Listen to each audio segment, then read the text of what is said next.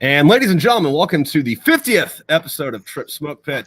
We're gonna have a good time tonight. Today we got with us Michele, Packard, and Damien Larkin. They've both been on the show before. They're fucking both great authors. There was a third part to this, but I'm still trying to drink away my hangover from last night. Also, at some point later, Pickle's gonna show up.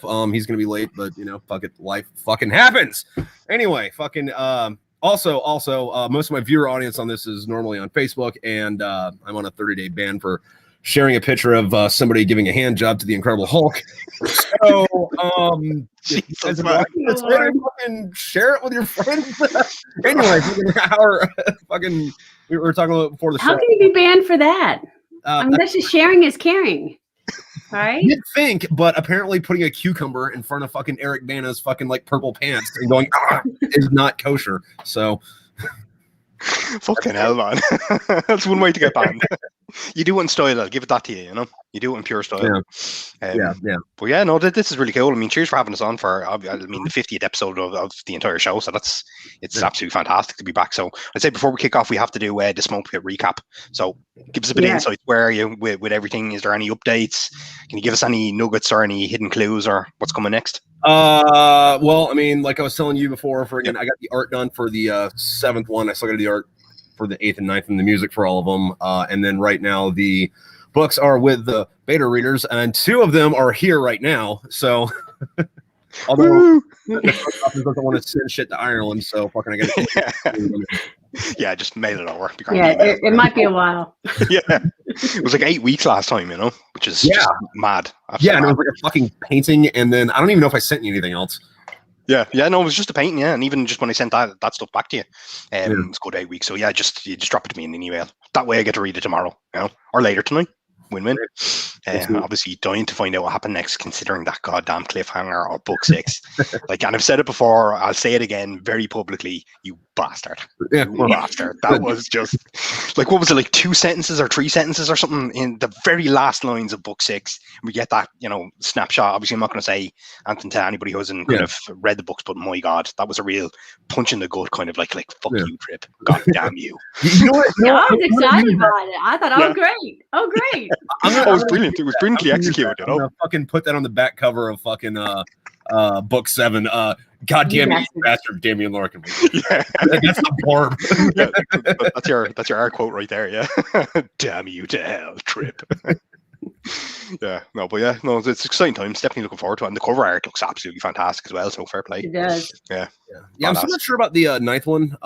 The reason that one's because they're all different cigarette brands, but that one is a thing called Pines that they only make in Asia and the Middle East, and they suck, and they're the most terrible fucking cigarettes on the planet. I don't even think it's tobacco one. I think it's just shit they pulled it off the ground and put into a thing. There you go, Michele's got it.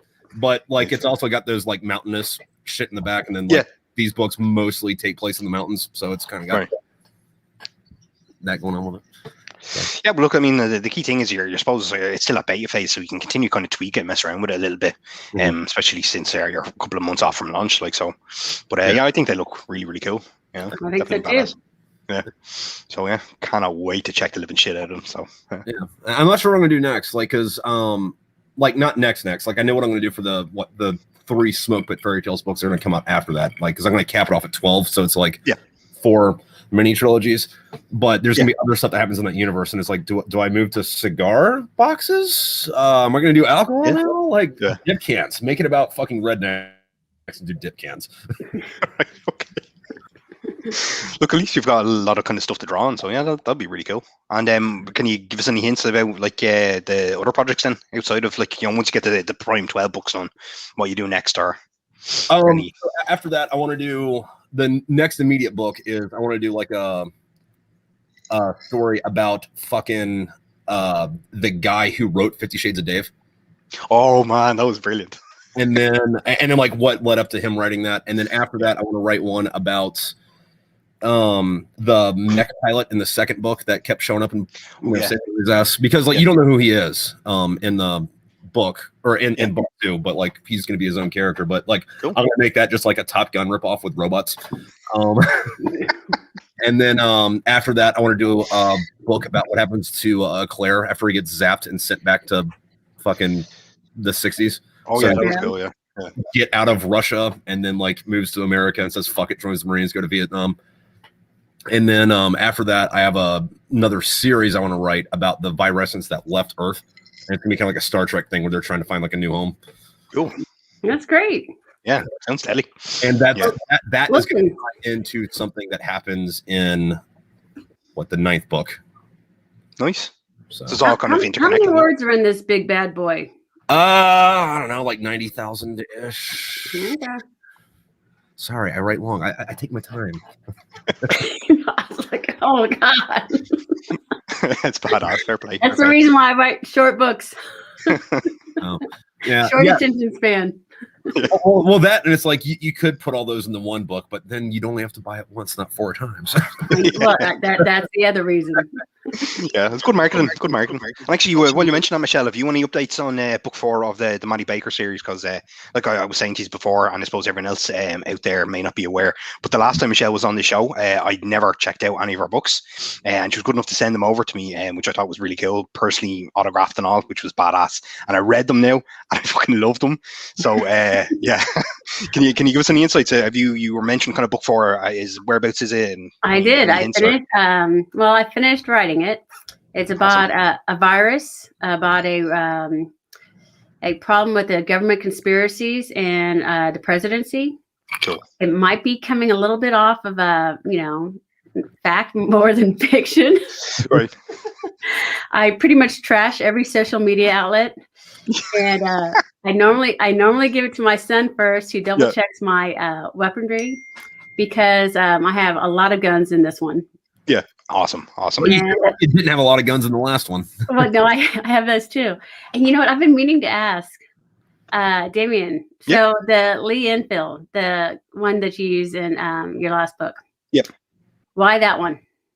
I think it was because I had a look at the weapons that the British Army kind of used around that era, and I just selected it because I think it was mass kind of produced at the time, and I think they were kind of moving on to a newer type of weaponry. So I kind of wanted something that was, I suppose, familiar to the people who would have kind of trained and used it, but also they would have had stockpiles of it to draw on, essentially, so that they weren't going in there with modern weaponry. Because typical kind of fucking army, like they're never going to issue you with all the badass fucking, gung ho stuff that you need to actually do the job. You'll get whatever shit they throw at you, essentially, So I went with that. Plus, I kind of like the whole feel and vibe of the bolt action type of stuff, just for that authentic kind of World War II side of stuff, instead of everyone's got a big badass machine gun with a fucking laser and stuff like that, So I kind of want to capture that a little bit, Yeah. That kind of reminds me of this fucking, I don't know if you ever played the fucking Halo games, but there was one part where like this guy's giving his fucking Marines a motivational speech, and he's like, back in my day, we didn't have any of these tanks. We had 2 sticks and a rock. And the whole platoon had to share the rock. Yeah, sounds about right. Yeah, sure. I think I've kind of.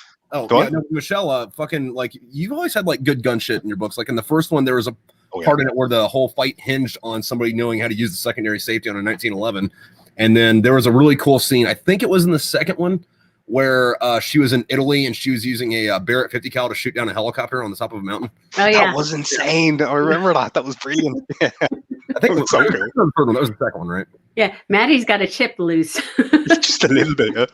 And that, to be honest, I think I even said it in the review. That's what makes it so kind of cool. Is like she's not like some sort of like gung ho kind of. Well, I mean, she's a badass, But I think it's that quirkiness that kind of sold it for me. Like she's not just like all about like America and like that's all the only thing I'm going to do is go out there and fight and kick ass and stuff like that. She's got this real kind of human side to her, like the connection with like her family and her husband and stuff like that, Yeah. And just that the sense of humor, all the little jokes and stuff like that with the music and stuff. And even like the little mini tirades about kind of like government policy and stuff like that. I can't remember them offhand, but I do remember reading them and they were just like, this is fucking brilliant. This is class. Love it, good. So Tripp and I started reading your book like in the very first chapter. You talk about the 1911 and then a FAL. What? Is it a FAL? Semi-auto or something? The FNFAL. Yeah. Yeah, I can remember. But I started laughing, and my husband was like, "Oh my God, you're not even through the first chapter, and you're laughing." I said, "No, we have the same guns." Badass. Yeah. Well, that was that gun's got a nickname like the right hand of the free world because like while Russia was sending everybody AK-47s, like us and the Brits were sending everybody the FNFAL instead of the M16 for some reason, but. it's a good rifle. Yeah. Yeah, look, it does the job. Yeah, happy days. I thought that was cool. Seeing there was a Sergeant Ainsworth in it as well, wasn't there? In Michelle's book. Yeah, that was cool. Good share. Well, He's getting old and I he's didn't retiring or something. want to get to bust a surprise out for you, but you make it into the next book. Oh no way! So my question is, I got to write this down. Okay. What rank do you want? What rank do I? To be honest, I was always happy being enlisted. So leave me as a private or something, a 3-star private. Well, no, I got you helping out at Area 51. Okay, yeah, sergeant of some sort. Well, I figured, the Mars thing, Area 51, it was a kind of a good tie-in there. So absolutely. Am I American in this or? Oh no, you're not American in this. Okay. I wonder what that would sound like. Howdy, y'all. You know what, Damien, for the rest of this, like you have to use Texas accent for the rest of this. Okay, that's literally as far as I can go in terms of accents, Yeah. But no, that's cool. Cheers, fair play to you for that, Michelle. It's gonna be cool. Area 51, love it. That's what I thought tied in perfectly. Yeah. A random Irishman in Area 51. It's believable. We just show up everywhere, in all fairness. That's kind of like the thing. I talk about how you swear that there's a contingency on Mars. So deadly. Yeah, I can't wait to check that out. Have you got a launch date in mind, Michelle, or like I'm thinking hopefully December. Oh, cool. Fair play. And the main reason why is by then got Santa Claus, bad guy. Amazon kicked me out for a year. Oh, that sucks. Fucking is that coming back up then? So it comes back up in December, so I can launch it then, and cool. Because I'll do price discounts on Apple or Barnes and Noble or whatever, but it doesn't pull in the sales like Amazon does. So I might as well wait till I'm cleared and then do that again. Yeah, that's one of those other things where everybody's like, "Fucking, yeah, dude, fuck Jeff Bezos." Like, I don't know, man. Like, I get some money from that, so. I mean, he's not my boss, but like fucking somebody in his employ signing a paycheck of mine. So yeah. Well, look, I mean, it changed the game up when they came out with like indie publishing and stuff like that. So it's a complete like game changer. You had a situation where you had people who kind of had to rely on kind of traditional kind of publishing to get their stuff out there, or kind of go to imprints and get it, like pay a mad amount of money to kind of get a book out there. So it is totally a game changer. It's opened up I think the world to so many books that you would have never read, and I for one I'm fucking delighted. Like there's so many indie reads out there that are just mind blowing and stuff, Yeah. So I'm not going to say no to that. Go on, Jeff. Fair play to you. I don't believe in the monopolistic ways that they make it where you can't promote on other sites. That's not right, Or that's Kindle Unlimited, is it, or Unlimited or something? On the Kindle Unlimited. So I just did a huge promotion last year and had all these downloads, and then they're like, "Oh, you have your one book that was on that I forgot to take off Apple." Yeah. And I said, "It's not even the same book. You can see it on all my promotions. I just did you." Yeah. And they're like, "Well, no, it's a violation. You can't have your books on other sites, so we'll kick you out for a year." That's mad for a year. Then I'll promote it on every other site for a year. Now they only kick me off paying me on those red pages. Oh, okay. I could still sell them on there. I just don't get paid. Yeah, no, that's a bit shit. Like, I mean, if people are kind of like reading your books and stuff like that, you should be getting paid for it, Yeah, you think so? That's really fucking that's bad. Well, rat bastards. That's what I'm going to take back all the nice things I said about Jeff there. Yeah. Come on, pay Michelle, Jeff. I might mention him in the book too. He'd be the evil overlord bad guy, with the evil looking mustache that he twiddles, laughs nefariously. Making the Brainiac. I mean, he already kind of looks and acts like Lex Luthor, so it's like, actually, yeah. Which makes you Superman, Michelle. Yes. Oh, that's cool. Deadly. Yeah, we'll definitely look forward to it anyway. We got to talk about something really important. What's up? Where's Space Gator at these days, man? Is he dead? He's in Louisiana, fucking under a hurricane right now. He hasn't been out in a while. Fucking, I don't know. I just kind of fell off. Right. I'm meaning to bring him back because we had some good times. But God bless him, that hero, Space Gator. Need to bring him back. Yeah, maybe write a Gator into fucking one of the books or something. That'd be cool. Yeah. Save for the next promo action for the next book. Give us all something to look forward to. It'd be great. Now, you still doing a lot on TikTok? Yeah, well, not so much recently, like the last couple of weeks, but yeah, fucking. I think I got like 60,000 followers over there. Get out of here, That's cool, really? man. Badass. Yeah, which would be nice if I could do on fucking Instagram, but you know. Yeah. Oh well. And do you get many book sales out of it? Oh, obviously, I'm not looking for numbers or anything like that, but if you know, any I am. increase? It comes in waves. So the thing about like TikTok though is like if you have like a bad video, they just don't fucking show it to anybody. Like it's very, you know, if somebody likes this, they'll show it to somebody else, and then they'll show it to somebody else if that gets liked. But if like, you know, 5 people scroll past it, nobody fucking, you know, like presses the like button, then it'll just kind of like die off. So like, okay, if you make shitty content, like you don't go anywhere, which is good because nobody sees the dumb shit you do. Yeah. So, but then once you do something fucking good every once in a while, and then like you watch your fucking like sales dashboard on fucking Amazon go from like ... to woo ... Nice. Happy days. And then you realize it's just one. Well, no, because it's funny because like, you know, it'll show you the stuff, and it's like, you know, some days it's like, okay, well, fuck, shit, I probably should have been promoting this a little bit more, and then other times it's like, that's a very specific number that got fucking sold there. I guess a bunch of people went and got all 6. Nice. So. No, that's really cool. I've heard a few people kind of chat about it, and even I kind of download it and stuff like that, but I just couldn't wrap my head around it, you know. Like, well, you also have to be charismatic, and it's all video. Yeah. So. See, that's the thing. Like, I don't mind kind of doing live stuff. I don't mind kind of standing up in front of crowds or whatever, but I just never got into the whole like taping videos of myself shouting on about things, you know. No, you have to be a narcissist about it. Yeah. Right. Okay. Yeah. But one day I got around to. Yeah. I don't see myself doing it. I don't even have it, so. Yeah. But you know why? Because Maddie would tell you that it's, you know, Chinese owned and it's, you know, taking all your information. Yeah. Unlike the rest of the social media apps like Facebook who are. I know. Yeah, that's one thing because like you know, fucking everybody is fucking stealing your, like if you're doing something for free, you are the fucking product. But on the other hand, it's like I used to have a fucking top secret clearance. The Chinese know everything about me anyway, so I mean, like, fuck it. There you go. Yeah. What are they gonna know? Like I got some like weird shit I want to talk about too now that's not my file. Fucking have fun, kid. And I'm already saying it on fucking Facebook and Instagram. So yeah. Yeah. That's cool. I mean, it's like one of those things though, where it's like fucking everyone's like worried about like Big Brother watching you and shit, but then like they'll post everything they do on the internet. It's like, dude, like that's not the government spying on you. That's you putting it out there. Yeah. Yeah. That's crazy. Yeah. And they've been doing it for years as well. Like, you know, that's one thing. When I was in my early 20s, I was always paranoid about kind of technology, and I didn't even have like an email address or anything like that till I was like 23 or 24 or something like that.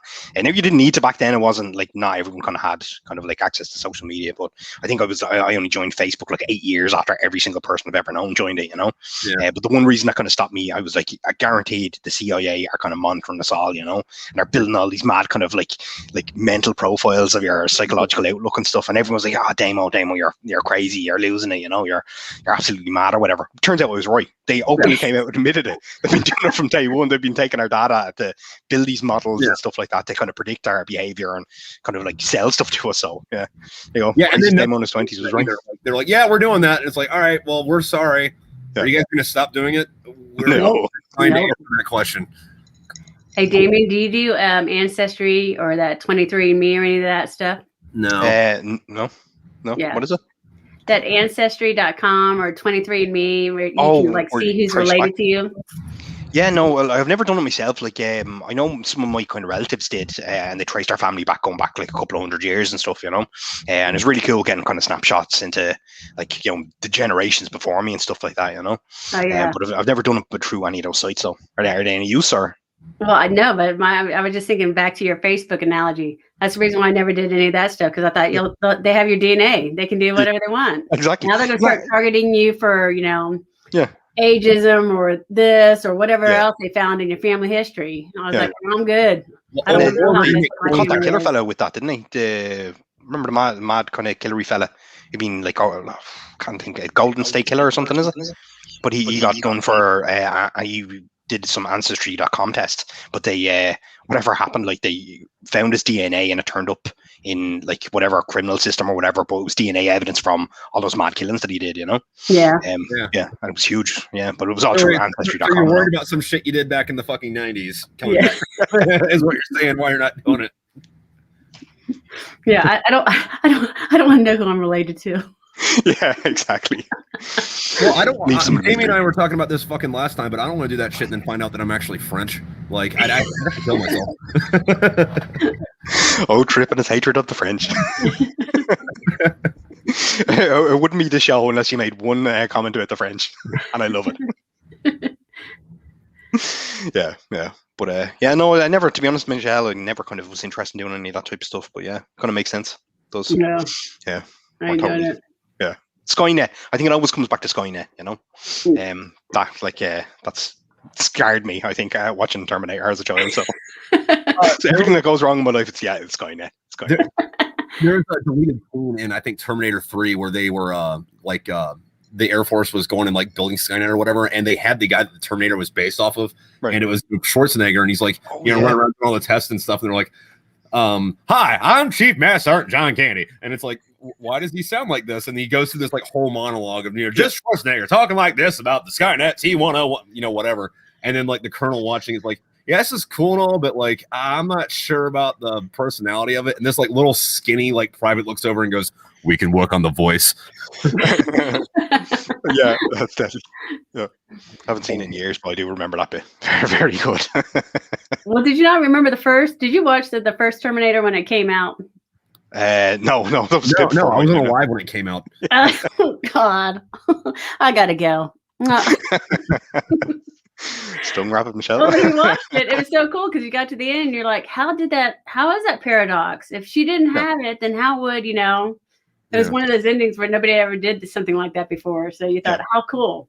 I saw a thing that did the math on this, and that relies on when you time travel, it creates a new universe. So you don't go back in your time, you just go back to a time or that time in an alternate universe. So like in the original universe, Sarah Connor would have had John Connor was somebody else, and then he would have grown up to do whatever. And then in the second timeline, where he sends Kyle Reese back, Kyle Reese, saves Sarah Connor, and then like they get together and make John Connor. And so Terminator has to be at least in the third universe where he knew that Kyle Reese was his dad, and that's why he was sent back specifically.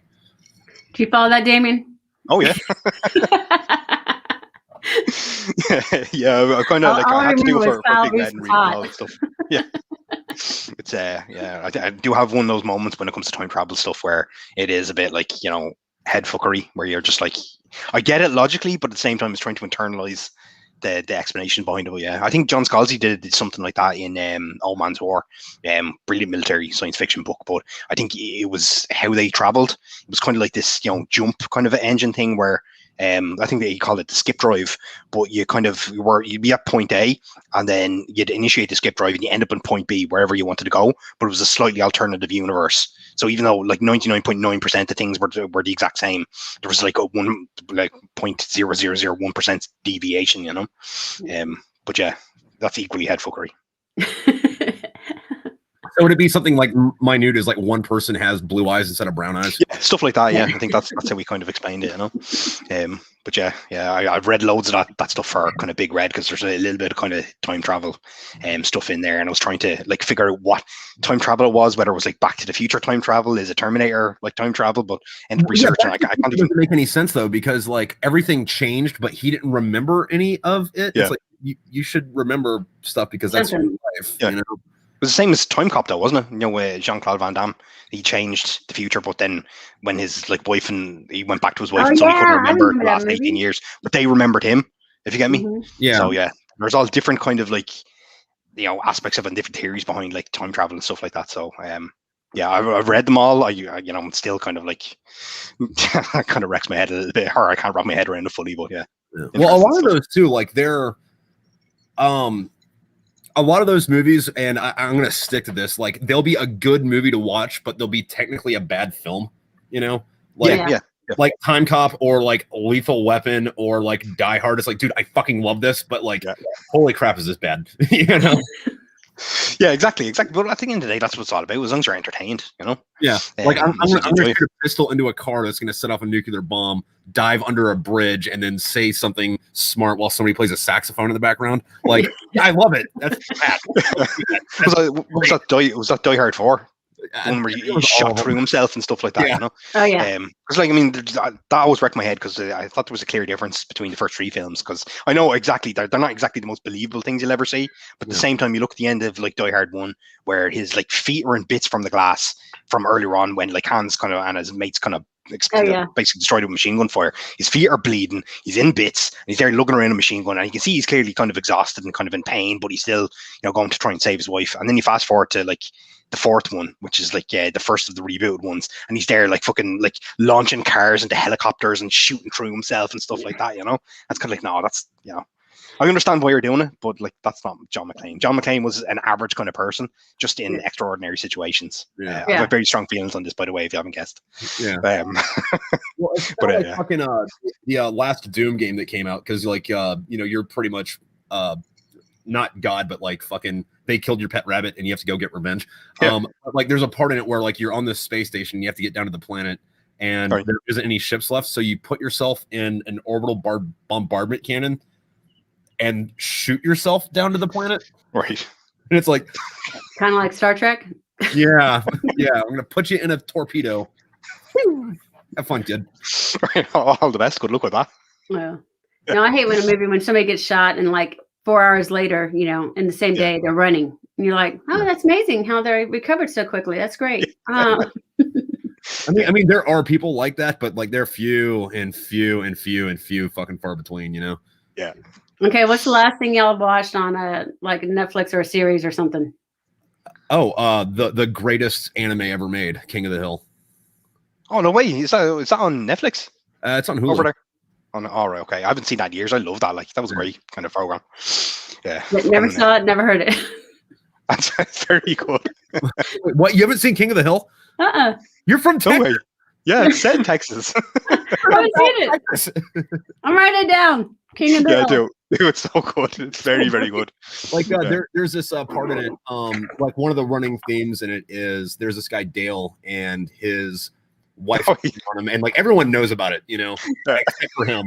And his wife, and this dude's also like a giant conspiracy theorist, but his wife says, hey honey, do you want a beer? And the guy that, you know, she's cheating on him with says yes. John Redcorn or something.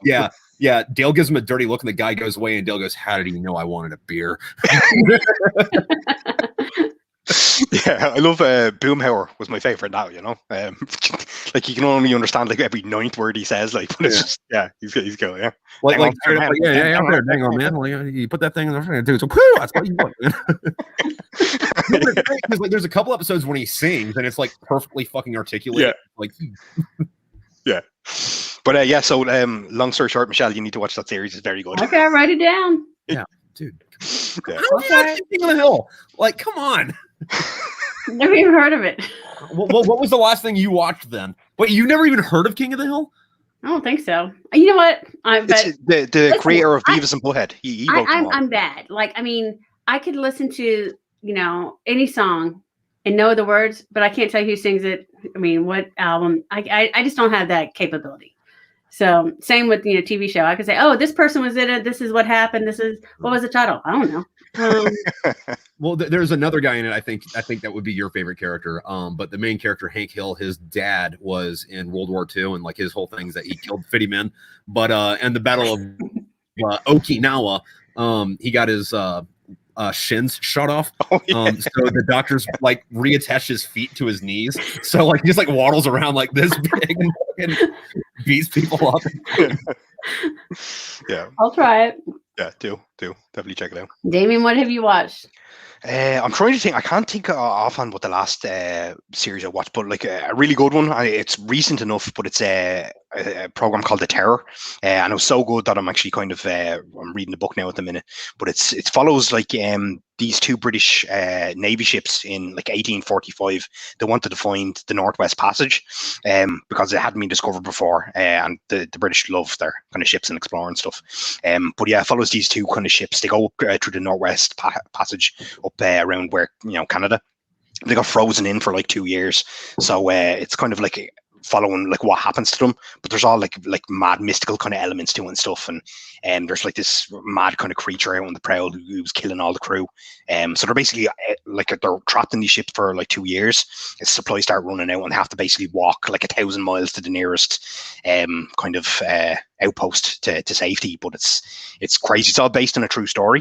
Just the author kind of took liberty with the events that actually happened after they kind of got trapped in the ice, because no one actually knows what happened to their ships up until recently. I think they found one of the ships at the bottom of the sea or whatever. But yeah, it was this infamous 150-year-old mystery what happened to these two ships, because people had kind of sighted them and stuff like that. So we kind of all the crew in the TV series are actual real life kind of people who existed. Like the author drew on their kind of journals and stuff like that to develop them as characters. But it's probably one of those terrifying, freakish kind of shows I've ever watched. Yeah, and I highly recommend it. Bigfoot coming after him also.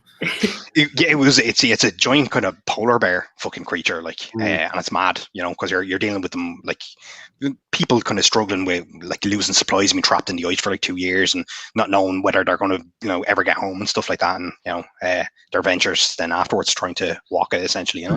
It's mad. It's a brilliant series though. Highly recommend it. Like that's kind of like saying like polar bears aren't scary enough. Like, have you ever seen one at a zoo? They are bigger than my car. Imagine a fucked up ghost polar bear, or like fucking monster polar bear. It's like, okay.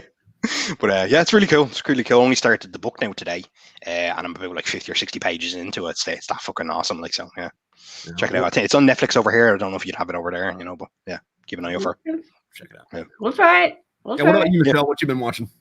Nothing good. I did that Clickbait, which was actually pretty good until the very last episode. You're like, oh god, they just ruined it.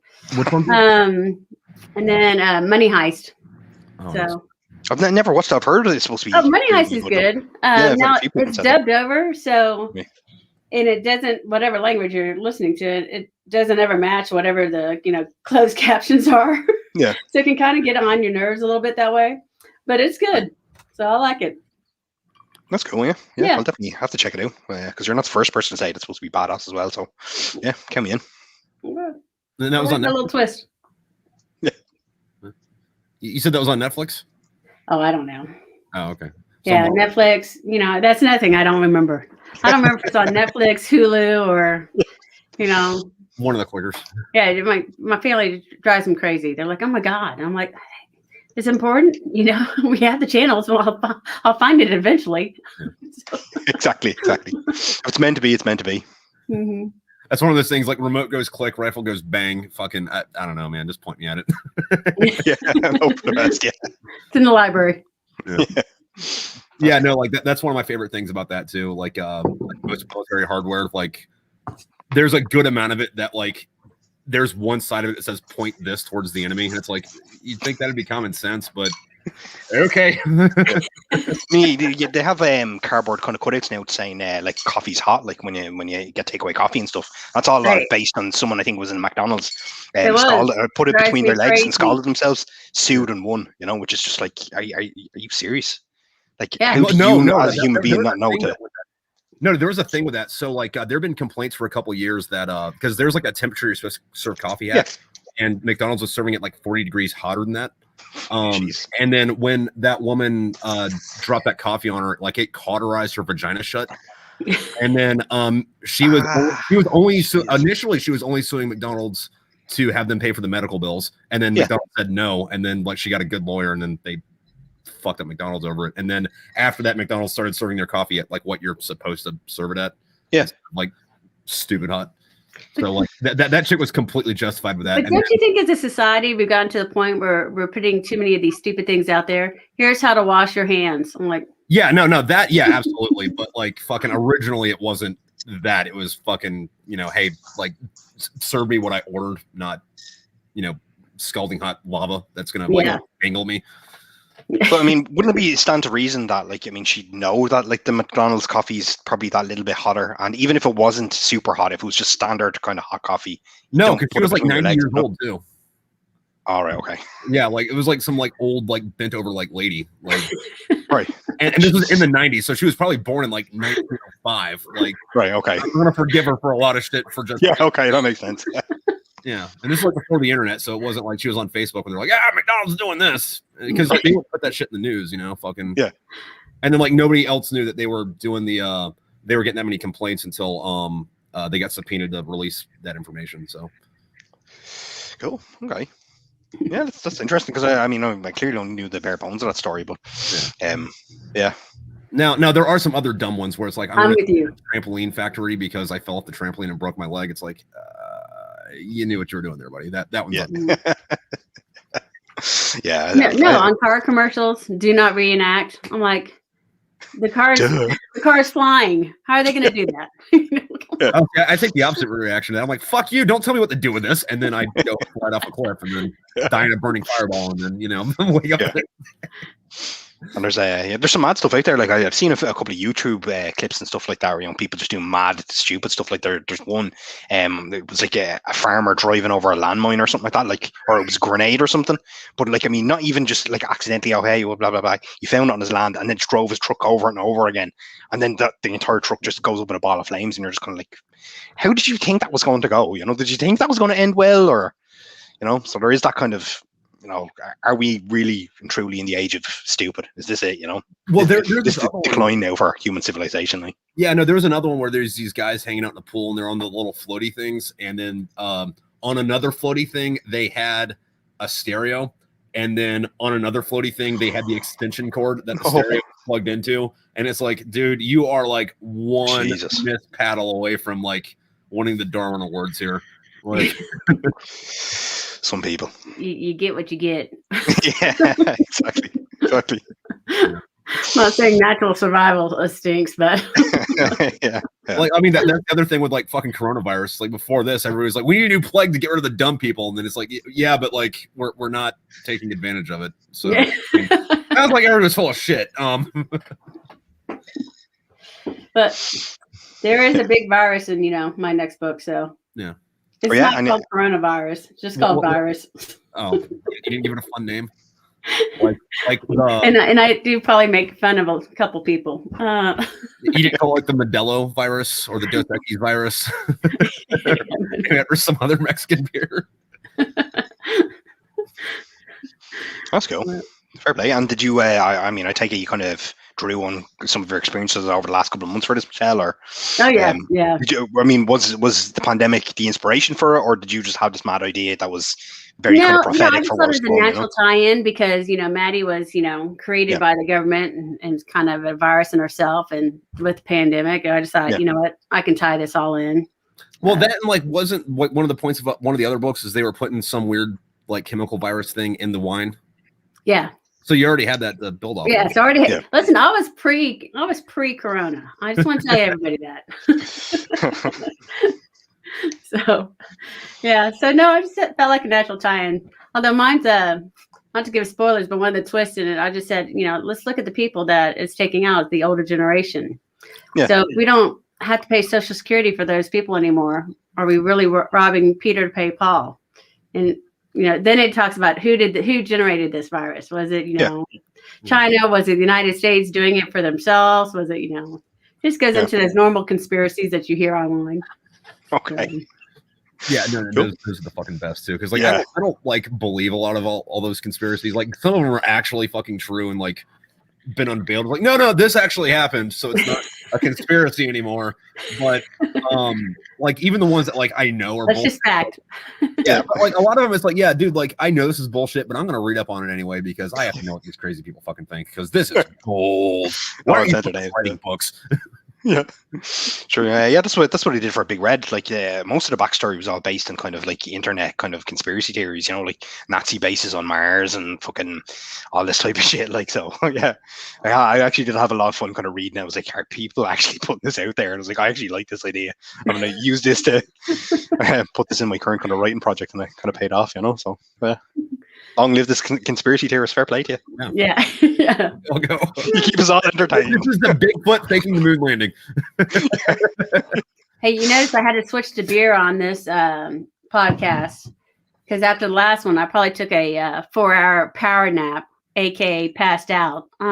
So Like a boss. Yeah, we were like a boss. We were talking about that before the show because I had Damien on last week and we talked for a few hours, and then after we talked few hours, I listened to it. I was like, good gracious. Yeah, but then like after that, like we talked for like another 3.5 or 4 fucking hours, and then like we were both talking about the next day. It was just like, I hate my life. Somebody fucking shoot me, get me up.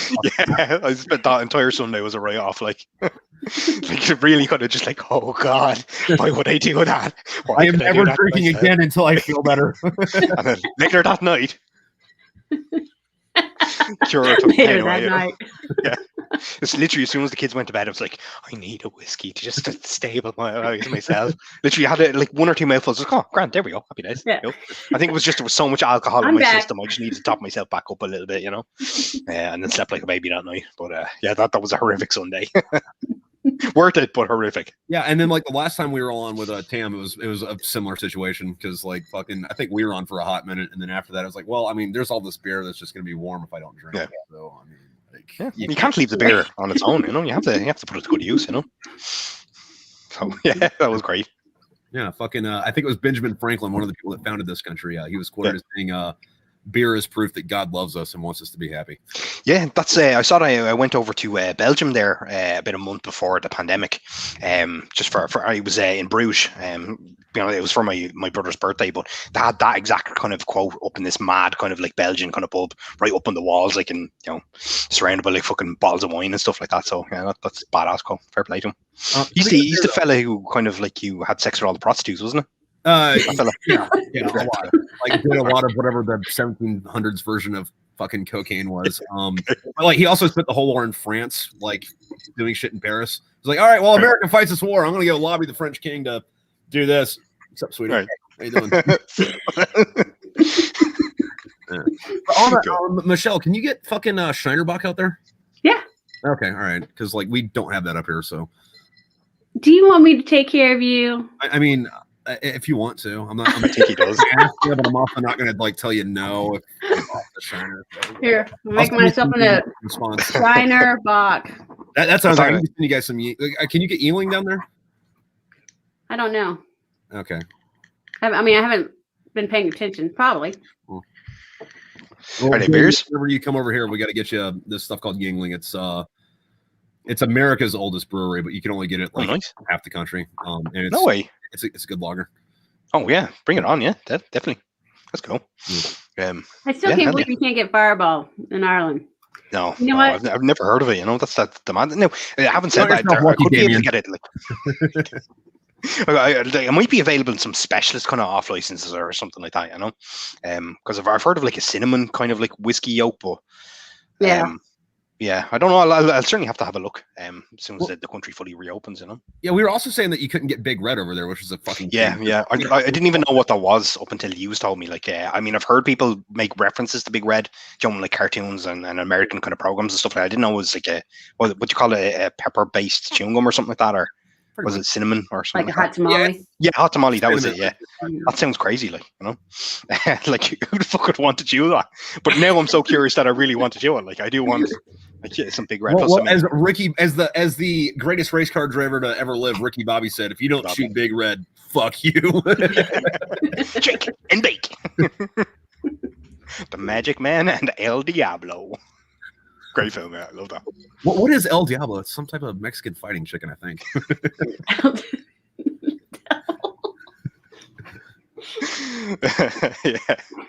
Yeah. So yeah, Big Red's on the list for obvious reasons. So yeah.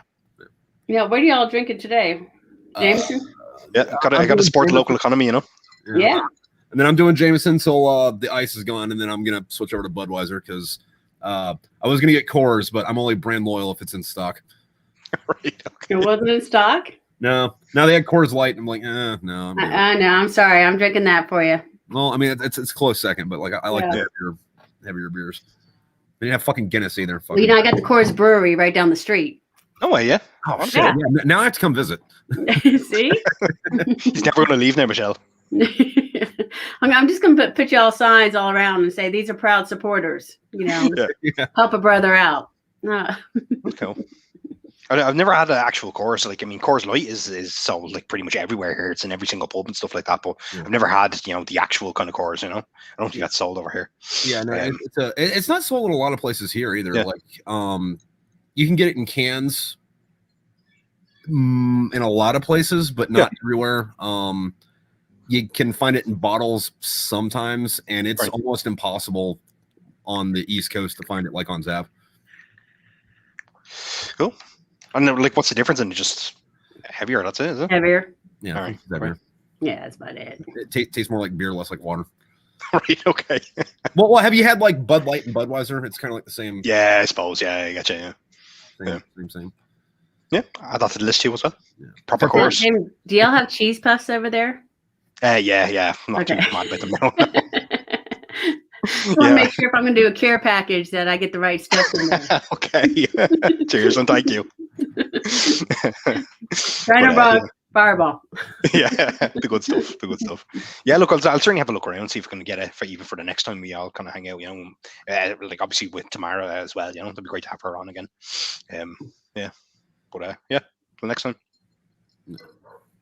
Okay, so let's hear about your whip that you already have 50,000 words. Listen, y'all overachievers and all these big words. I mean, come on. Tap the brakes down for us little people. No, to be honest, I don't know. It's a bit of a weird one. I was working on like this, my first ever kind of science fiction horror kind of novel there, a couple of weeks back, and I got up to like 65,000 words, and I was kind of really kind of proud of myself because I don't really like read a lot of horror, but I just had this kind of story. I was like, I really want to kind of dive into it, but I hit about 65,000 words into it, and I was just like, no, I hit a kind of wall, but it wasn't even a wall that I can keep writing. I'd have to go back and rewrite pretty much everything that I've written to that point just to kind of fix the end. And I was like, head was melted. I think it was coming up to kind of Blood Red Sand coming out, and I was like, there's no way I can even, deal with this right now. So I kind of put it aside, and I, just as an exercise to kind of keep the brain kind of churning, I was like, right, I'll write this short story. It's a mad idea I had. Intended maybe doing maybe 1,000 or 2,000 words or whatever, but I ended up just like pouring out me this crazy fucking weird ass story. It's kind of like Game of Thrones meets Jurassic Park. So like dinosaurs are still alive in this fucking landmass, where there's all these like medieval kingdoms and shit like that, and they go in to try and steal some fucking dinosaur eggs to use as weapons and stuff like. And it just, it's batshit. But did you start writing this after the bottle of Jameson or before? Probably a little bit before, and then it just spiraled after that. Wait, isn't that though also kind of like the plot of Alien, where like the aliens are their own thing, but people are using them as a bioweapon? So yeah, so Alien, but with a velociraptor. Exactly, I think it was like this kingdom kind of they're like fighting a two-front war, and they're kind of losing it, so they were like looking for what's a game changer, and they've known about this kind of landmass for like the last 60-70 years. Like explorers are going over to document these animals. They call them lizards, because like they're not really scientifically advanced or anything like that, but they kind of like see these kind of creatures and kind of hear these stories about the more killery types and stuff like that, and they're like, right, what happens if we took a bunch of fucking velociraptors and just unleashed them on the fucking against the enemy? What would happen? So I have velociraptors in my book too. Oh, no way. Great minds think alike.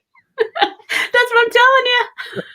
Fucking Maddie Baker, what bullshit shenanigans are you getting into this time? I mean, if it includes velociraptors, I'm sorry. God. Is she going to be like punching out a bunch of dinosaurs? Great ideas to change stuff. Yeah. Real quick, go on. Let me write this down. Yeah. No, I got it. Okay, all right. Oh, you're already in the book. Good old Ainsworth. The grumpy like retiring sergeant or something, wasn't it? Yeah. He's still grumpy in this book too. Good. Yeah. The dog's got a shout out as well, didn't he? I'm telling you, it just cool. Sharing is caring, including everybody. Yeah, that's cool. Yeah. That's badass. Yeah, very nice. So, not mild spoiler, just like plot thing I'm working on. I after these three, so this would be in like 10, 11, and 12. I want to have like a Lady of the Lake character. Oh, nice. Yeah. I'm gonna base that one off of fucking Michele. But pretty much what it's gonna be is on one side of the lake, there's this like weird cult. I'll send a lot of Shiner. Yeah. Make me look good. what I want to do is like on one side of the lake, there's this like weird cult that like they believe to sacrifice to their god instead of killing an animal or burning somebody. They just like throw their weapons into the lake, to worship the war god. And then there's going to be this woman who lives on the other side of the lake that like really like at night goes down and like dives and like just grabs those weapons and then like gives like another village be like, yes, I brought you the weapon from this god that I dig up at the bottom of the lake. This is nice. That's cool. What are you going to do that as a short story then? Is it or that's... No. I'm gonna do that in the thing. Not really a big spoiler or anything, but like fucking what these next books that are coming out. They're about what's going on Earth. Post apocalypse. Yeah. And then I'm gonna have it to where like technology doesn't improve, so like it goes back to sword and shield. Cool, deadly. Might be needed. Yeah, that'd be really kind of interesting. To be honest, like I can't kind of say it because I don't want to say it because I'm very wary of like kind of people out there who maybe haven't read the entire series. But there's like one character in particular I'm really kind of curious to find out what happened to. I'm not going to say it to you now, opinion on it after, but even just to know if this person kind of makes a reappearance in any of the future stories. I don't want to say who in case there's anyone kind of watching who hasn't kind of read it, but it's Dude, the last book came out 2 years ago. If they haven't read it by now, it's right. All right. Exactly. So anything in those first 6 books, fucking feel free to spoil the fuck out of it. All right, Doc. What happened to Doc? Or is he going to be? I can't tell you what's going to happen to Doc. Does Doc make a reappearance? I can't tell you what happens to Doc. Right, okay. Y'all keep talking. You can't tell me wink, wink, nudge, nudge, or... Hey, you know what, Damien? If you get the electronic versions, you can just do the search bar for Doc, and then tell me. Will do. Hold on, I'm looking really quick. Doc. This book wasn't so long. But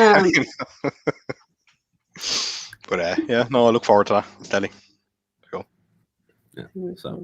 Yeah. So I would say things, but fucking that in itself is a spoiler. So yeah. No, let's go.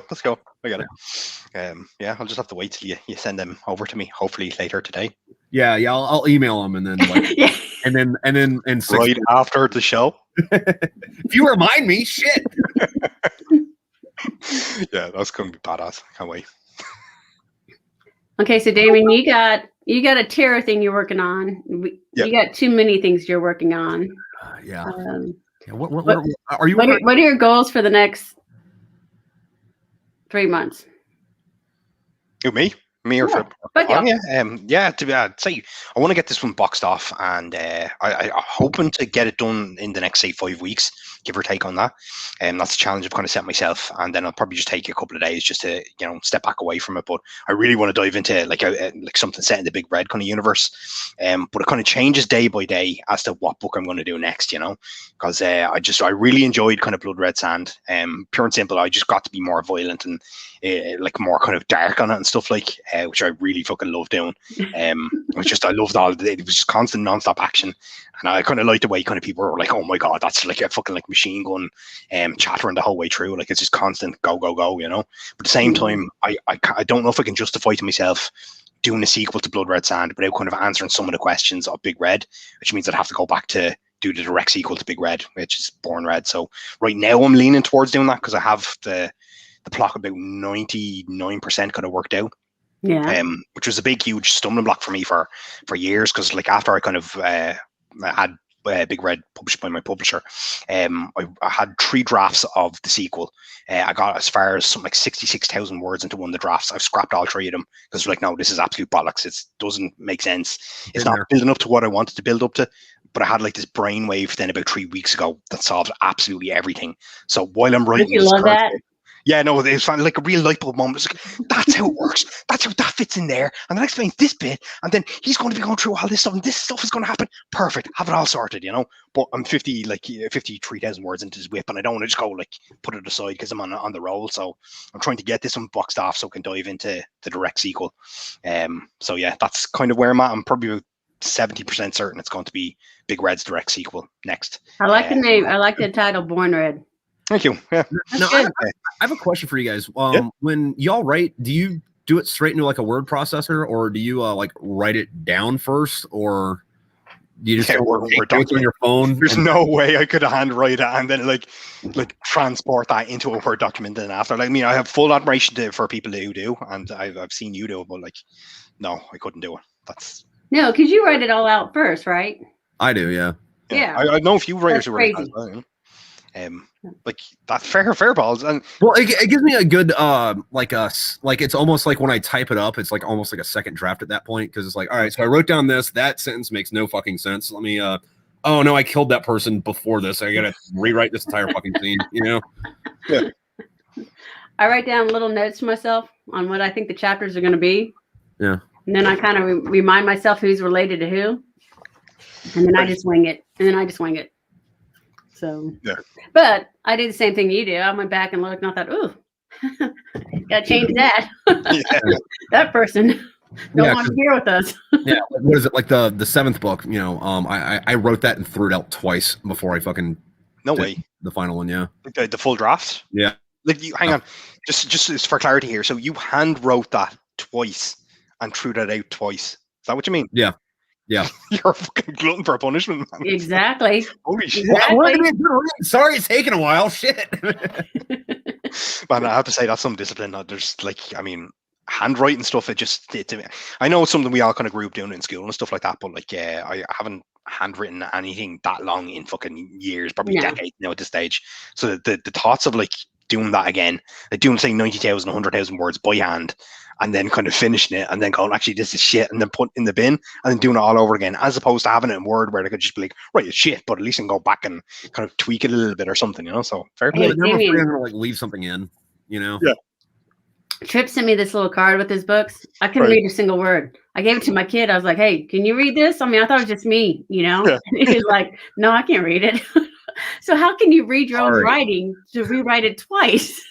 Because it's my handwriting. I understand the hieroglyphics that I put down on the I was asking him, I was like, were you drunk when you sent this? Is this in a new language? No, listen.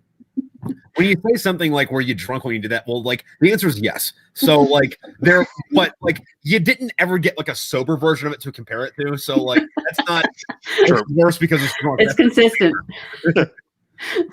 Oh, that's cool, man. Fair play. And can I ask why? Like, I mean, because I mean, you're probably like one of maybe 3 writers that I've ever known or interacted with or heard about who kind of handwrites it. What do you get out of like kind of handwriting it? Like, is there some sort of method to the madness type of thing? You know, the brain vomiting comes out better through writing than it does typing up. And I can type pretty fast, but it just flows better out of the end, like especially with that initial fucking like brain juice type thing. It's kind of like how it might not be a great comparison, but like fucking you know, when you're training with like a rifle, you know, that's not a weapon, that's a tool, and it's an extension of yourself. Same pen, it's not, you know, a fucking like writing utensil, it's an extension of myself as a tool to, you know, help get out the brain, translate the brain juice into finger movement and squiggling on dead Tripp. That's cool. Makes sense. It does. Like, you know, I suppose when you put it like that, yeah. I mean, fair balls. All I can say. You know what he's really saying? Okay. Yeah, sure, buddy. Okay, when are you gonna like put this on paper? Okay, so I have a question. Have y'all ever thought about in your books putting I don't know what you call it, organizational chart or genealogy chart for your readers, where because you know what I mean, because I go back and think, okay, how is this person? So if I'm thinking that, I wonder if the reader is thinking, how is this person related? You know? Yeah, no, I get it. I've seen some people do it, you know? Yeah, but I had a lady review my book the other day, and she said, quite frankly, I couldn't keep up with it. And I thought, really? Yeah, and I thought they're not like super. They're not long books. Yeah, that's not a reflection on you. That's a reflection on her poor reading ability. Yeah. I mean, I've seen it for, you know, really, really big epic kind of fantasies, like, you know, like the likes of Game of Thrones, all those books, Song of Ice and Fire. Sorry for any purists out there, but you know, the way that's got pages and pages of genealogies and families and allegiances, I can understand that because there's so many characters in it and stuff. But for kind of like just standard reads, yeah, I can't imagine. I never thought about doing it for myself. Like, you know, when I'm sending it over to my publisher, when she's going to send it onto the editor over in DLP, I will include like a separate document of notes and kind of like maybe a quick kind of breakdown of the different characters. So there will be kind of like, you know, like I suppose a continuity index, you know, where it's like this person is from the first book and said this, and this reference is to do with this part, and this blah blah blah blah blah, and that character was in this book and he's this blah blah blah and so forth, you know, just for continuity reasons. So it's not flagged as in like, you know, I don't want to get like a note saying, you know, why is this person saying this when it's there in that document. But that would be more for kind of internal use, you know. I can't imagine doing that to the reader, because I'd like to kind of think that they'd have a bit of concept for, you know. Yeah. Pickle. There he is. Yes. What's up? Really hungover. Hey, join the fucking club, buddy. Like, I closed down an electric cowboy last night, and I need. You are the electric cowboy. I earned the electric cowboy. Oh no, my headphones. I had headphones for this, and I'm actually on my phone because my webcam is probably still at my old house. Oh, that sucks. Right. Well, cheers, buddy. What are you drinking now? That's really the main important question. I wanted to hydrate, so I got Michelob Ultra. Okay. Hey. Well, I'm drinking your shirt, so. Oh yeah. I walked in, and my buddy, because I'm renting a room at his house while I'm like doing all my VA stuff and getting everything handled. I moved to Tennessee, and his brother-in-law is here, and we're both wearing the same shirt, same style of jeans, same style of boots. They're like, huh. Hi. Ha! Nerd. But I had someone recognize me from TikTok, and he was like, "Hey, you want to go hang out?" I was like, "Sure." A random stranger, is it? From TikTok. Yep. That's so cool. Do you recognize me at work by my voice? Yeah. I know you're like, because I was talking to a customer. Trust me, I noticed her, but I was like, I'm talking to a customer. And then he came up and talked to me. She was like, are you Eric from TikTok? And I'm like, yeah. So now I am, so I went up there, which she lives like an hour away. And she was like, let's drink. And I was like, cool. So we started day drinking at Dave & Buster's. And then got absolutely hammered at Electric Cowboy. Damien, you know what Dave & Buster's is? No. Oh, so think of an arcade, but you're allowed to drink. All right. An adult arcade. Alcohol. Put that in. Adult arcade. Yeah. Awesome. And they'll do shit where like you win fucking this much on the fucking arcade, and you get a free drink. So like you're incentivized to just pump quarters into this fucking. Or, I'm sorry, you have to go buy the tokens that you pump into the fucking game. But like by the time you get your free drink, you probably spent fucking $40. But like for free beer, I'll take that. Yeah. But all 80 style stuff and all, is it? Like all the old school kind of like fucking joystick games and shit, yeah? Yeah. You can jump on the motorcycles and Cool. Yeah. Or do the thing where it's like I don't know what you call it, but it's like you roll this little ball up a ramp and there's like 3 circles to. Oh yeah, I know them. Yeah. Let's see if I can turn this sideways so I can see y'all better. No. It's not working out, bud. For those of you we're experiencing. All right, I'll leave it like that. You'll need to tilt yourself to the side now, right? Hey, is that a Whataburger? No, it is a Casey's burger. Oh, okay. Oh. It's a chicken fried steak burger. Like chicken fried steak. I woke up this morning shaking and and then called into work, which that's a whole story on its own. Yeah. And I fell back asleep because I was like, oh, I don't have anything to do today till 3. I could sleep and then drive home and make it. 3 my time. 3. And I looked at the message you said. I was like, fuck. So I hopped on the highway and drove down here. Yeah, time zones are a thing. Yeah, but anyway, fucking speaking of waking up fucking drunk shaking, that's why I had you 3 on here because, We're all fucking terrible fucking alcoholics, and I fucking love all three of you. I just want to tell you the last time, we all took a quick nap. Yeah, but like you also sent us all fucking like 8 packs of fucking Fireball, where every time somebody did something stupid, we had to fucking like drink. I know. I was a little disappointed I couldn't take advantage of that this time. Yeah, that's right. Snuck it up on you. I don't know why Tam didn't want to do this again. Yeah. I listened to y'all the entire drive down there, and y'all made me really want to write a book. Now I'm never gonna do it, but y'all made me want to. What would you write a book about? Titties and beer. I mean, that's what my books are about. Like read them. Like read. It's true. Yeah. That's it. And people getting decapitated horribly. Yeah, there's No. Probably. I don't know. Probably a Western. Nice. That'd fit. I absolutely adore Louis L'Amour. Yeah. Yeah. I think you should do it. Well, I can't write for shit. Drink about 12 more of those and then start. Lock yourself in a fucking room. Works for all of us, yeah.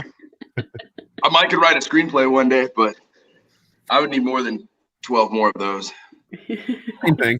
You just gotta like write about the setting too, instead of just what people are talking about. No.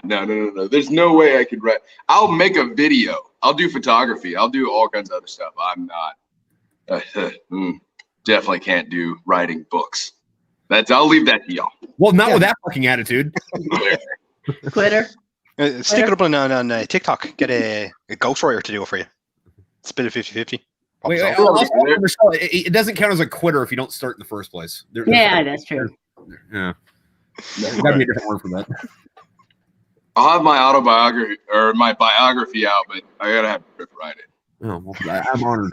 Let me know. I think we discussed this drunk many times that I'm gonna have you write my biography. Yeah, so I joined the Marines and went outside and yelled, "Fucking Slayer!" Chapter 1. This book's writing itself, basically, at this point. Exactly. Well, I'm hooked. That's all I'll say. You had me at like screaming Slayer, so yeah. We could write about. You're gonna have to write about the 2 times I woke up in Mexico. No. You're gonna have to tell us about the 2 times you woke up in Mexico. Yeah, I want to hear that story. Yeah. Okay. The first time, all me and my friends, we were boot Marines. We headed down to San Diego, as boot Marines do in 29 Palms. Best thing to do is leave 29 Palms. It was me, like 3 Marines, a chick I really liked, who really liked my buddy, made me all butthurt and said, "Where in the world did the trip go?" He's gone. Don't worry. I'm sure he's listening. Let's hijack a show. All right. No, now this is Damien. podcast. Lead on. I know. I'm assuming he can still hear. Yeah, he can hear.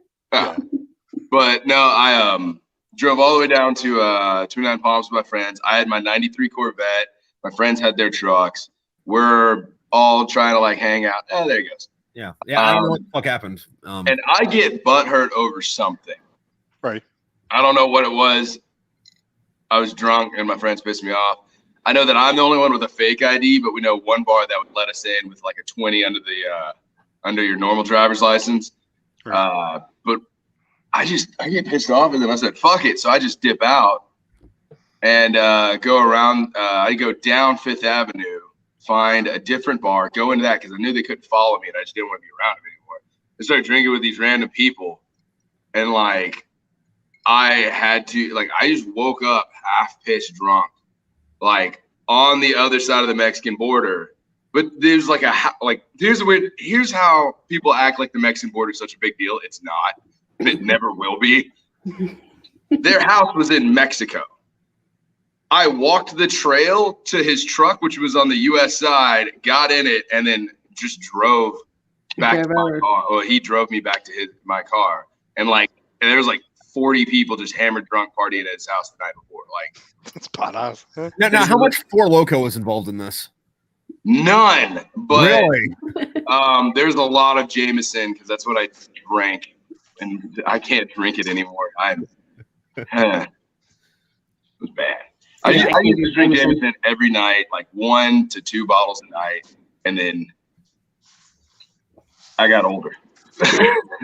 Yeah, I used to be the same way with Sailor Jerry, and then it's like, no, I'm just gonna drink a 6-pack instead. Or, okay, I'm gonna drink a 12-pack instead, but it's not a fucking fifth of fucking Jerry, you know. Actually, Damien, fucking, you guys don't have Four Loko up there, do you? No. Okay, so imagine, do you guys have like Monster Energy drinks? Oh yeah, loads. Yeah, imagine that, but like fucking 8% alcohol. Jesus, like an energy drink with alcohol. Yeah, and then like there's not a right way to like it will never enter your house. The only time you ever drink it is like you go to a liquor store at fucking 3 o'clock in the morning after the bar closes, and you buy 2. You buy 1 to drink, and then you buy 1 for the homeless guy you're gonna fucking have that beer with, who's waiting outside for you to take it with you, because like that's inevitably fucking part of the fucking. I don't know any fucking Four Loko story that doesn't involve like going to prison or drinking it with a fucking homeless dude. I have one. One. There's one. One. Okay, what is it? We've already established he drinks with randos. Yes. No, 100%. No, when I was in high school, everyone's a stranger until they're not. All right.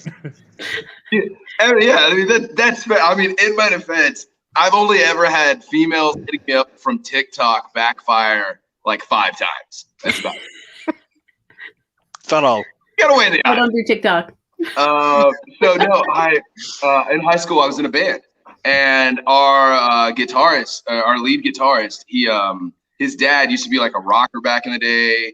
Got popped for like a kilo of coke in California in like the 90s. Went to prison for a while, got out, couldn't be in a band anymore because he had just signed Big, and then got it all taken away because he was trying to do the sex, drugs, and rock and roll a little too early. Yeah. So he that's a second tour thing where you can just fucking drive a motorcycle out of a fucking hotel window. Yeah, but when you're established, he would always like buy us Four Lokos, and it was like the old school recipe of Four Lokos when we had shows. So we were playing at the Blockhead. We were opening for the Dirty Mugs, which is a punk rock band from Oklahoma. And at the time, that was the coolest band we were opening for. So I was like, hell yeah. And his dad's like, hey, y'all can drink one before the show. So my 16-year-old ass is drinking an entire one. That was like 100 pounds then. Also, they only come in 40 ounce. Yeah. And then he's like, he had me another one. And I drank half of it backstage, and I had the rest of it in a styrofoam cup. I think it was melting the cup. And I'm on stage fucking hammered. That was the only show my parents came to see. And then like my dad caught that I was drunkard and pissed. And so my mom goes up to like say, hey, y'all did good, which was an obvious lie. I saw the YouTube video. It's one of the first videos of me on the internet is that show, which good luck finding that one. You wouldn't be able to look it up through me. You'd have to know the band's name and it was at the Blockhead. But hey, Michele, when you find it, send it to me. Like me too. I'll take it. I'm singing. Hey, did you have long hair? I wouldn't have had long hair then. I had a mohawk. Okay, so should I Google Pickle Boy / Mohawk / I'm gonna warn you. I don't know what's gonna show up on your search history. And what'll be coming up in images. I would steer clear of images with that one. Honey, I swear it's innocent. It was innocent. What are you doing, Michele? You fucking weirdo! Jesus. Book research. Clear. Delete. Delete the history. Shit. Oh, that's I was absolutely hammered, and I don't know what we did later that night besides drink more, but that's the only Four Loko story I have that's not absolutely terrifying was being hammered drunk off of them on stage. I mean, I was jazzed. I was DJ Jazzy Jeff up there. So yeah, because you've my made band name was just hammered. Yeah, Four Loko most of the time is like you made a bunch of bad decisions, and then like you're like, you know what, fuck it, like I'm either dying or going to prison tonight anyway. Let's just fucking get some more nails for the coffin. Yeah, that sounds badass. Okay, what is one liquor that you can't drink anymore? Oh, can't or won't, because there's a difference. I don't drink anything I can't. I don't drink vodka unless it's like mixed up in something else, where like a fucking Long Island iced tea or something. Because if I drink vodka straight, by a quarter of the way through the bottle, like I'll be crying, listening to My Chemical Romance and writing poetry, and like not in a good way. So it's like, yeah, let's just not go there, you know. And then like whiskey that doesn't really do anything for me. Like I love it, which is probably why I drink it more than anything else now, because it doesn't do anything for me than besides, you know, fuck on my head. And then like if I'm drinking rum, I'm going to fight or fuck something, and if I can't find something to fight or fuck, I'm gonna fight and then fuck myself. Or fuck and fight myself. Like it's gonna be nasty, but I'm gonna have a good time, you know. Right, okay. Yeah, I can't do rum, can't do Seagram 7s. Yeah, well, gin's weird. Like fucking No, I don't like gin either. A really good gin and tonic is good, but like it and anything else is like yeah. I'm white, but I need that more, you know. My dad ruined gin on Christmas Eve for me, and he taught me how to make martinis for the first time in my life. So we drank about like 23, 24 in 2 hours. And the next day I was just fucking dead. And it's Christmas, and I'm trying to be happy dad for Christmas. See, that's a lie. My dad just like looking at me across the room, and I'm like, I fucking hate you for this. We're chugging beers in the morning just to try to have the cobwebs go away from your head.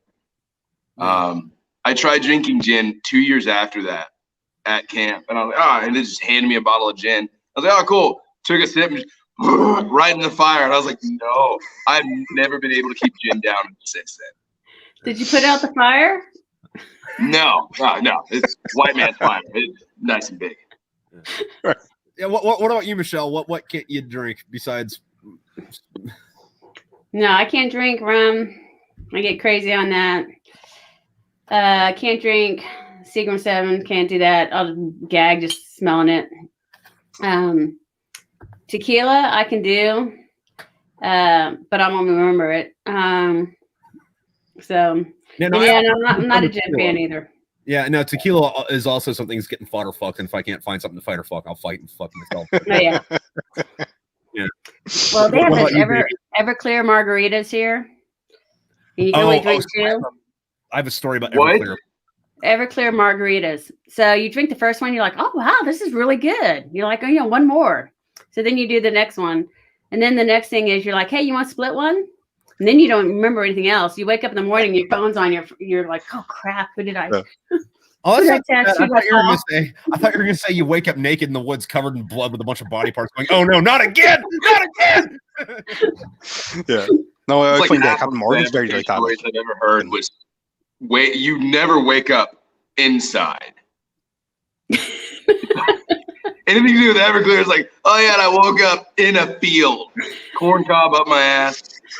Thanks, Pastor Ryan. No, like that's like my wife is the reason I'm alive right now, because like there's this bar we used to go to when we lived in our apartment, and then like we'd get home, I'd just fall out of the car, and they'd be like, man, this snow is so warm. I'm just gonna lie in this snow all night. She's like, you're not gonna die of exposure and get your ass upstairs. I'm like, it's like 3 flights of stairs, but this snow is so comfortable. Get the fuck upstairs. God damn it. Brilliant. No, I've done that where I've left the car running outside. Went back the next day, it was still running. Hoping somebody steal it, but they didn't. So fucking AAA to fucking get you a gas tank. But Damian, fucking the Irishman of the fucking group. Like you're supposed to be the champions of this. Fucking, is there something you can't drink? Yeah, bourbon. Jack Daniels sets me off. I'll fucking fight everybody in the room. It doesn't matter who they are. It doesn't matter like what mood I'm in or anything like that. How dare you have a face?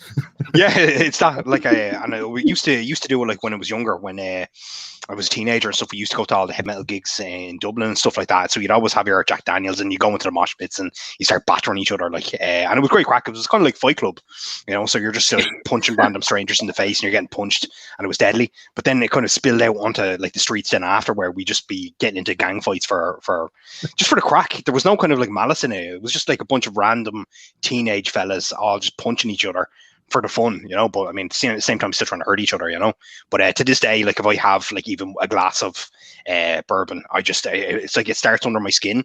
It feels like it's kind of on fire and stuff, and it kind of builds from there. And this mad rage kind of takes over, and all I want to do is fight.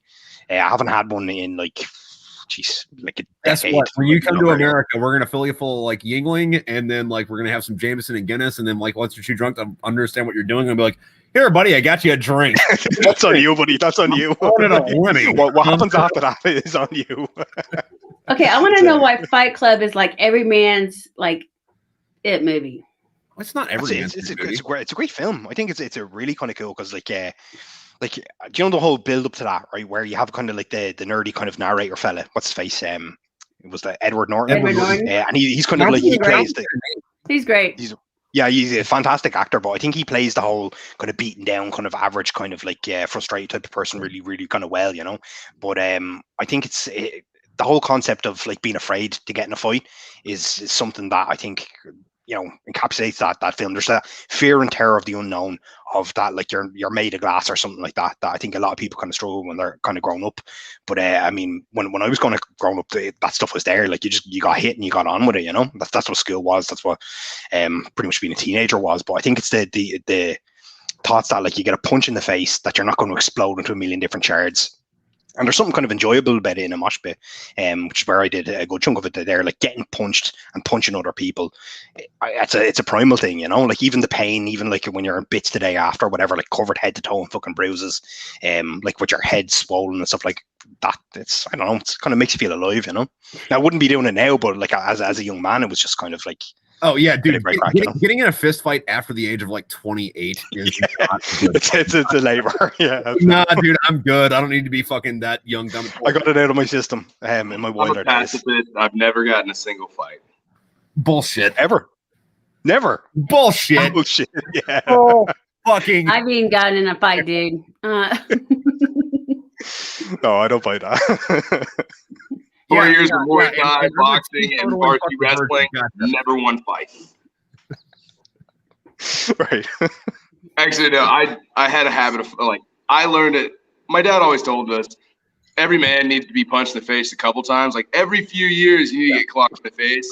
That way, you know, you're not going to die from it, but you also know, hey, I can't take them like I used to. I'm not that guy, bud. I'm not that guy. But I grew up in a very like aggressive home, and so I fought from like the longest time, and now I'm just like, if a guy talks shit at the bar last night, I'd be like, nice. That is get out of here now. Except my boss and my coworker. I'm about to fight my coworker. I've been there. Quitting. I already have another job offer that I accepted, and I don't get me wrong, selling cell phones, there's nothing wrong with it. But my boss, who owns the LLC that is that has the contracts, that is the third-party retailer for AT&T, he's 20. No way. Yeah. Fucking shit. Oh shit! What the fuck? I mean, good for him, but is he rich though, or did he do himself though? Like, huh? Well, he's 20. He spent a year under the parent company. How it's set up is the parent, it looks like a Ponzi scheme or a pyramid scheme, but I mean, most businesses do anyway.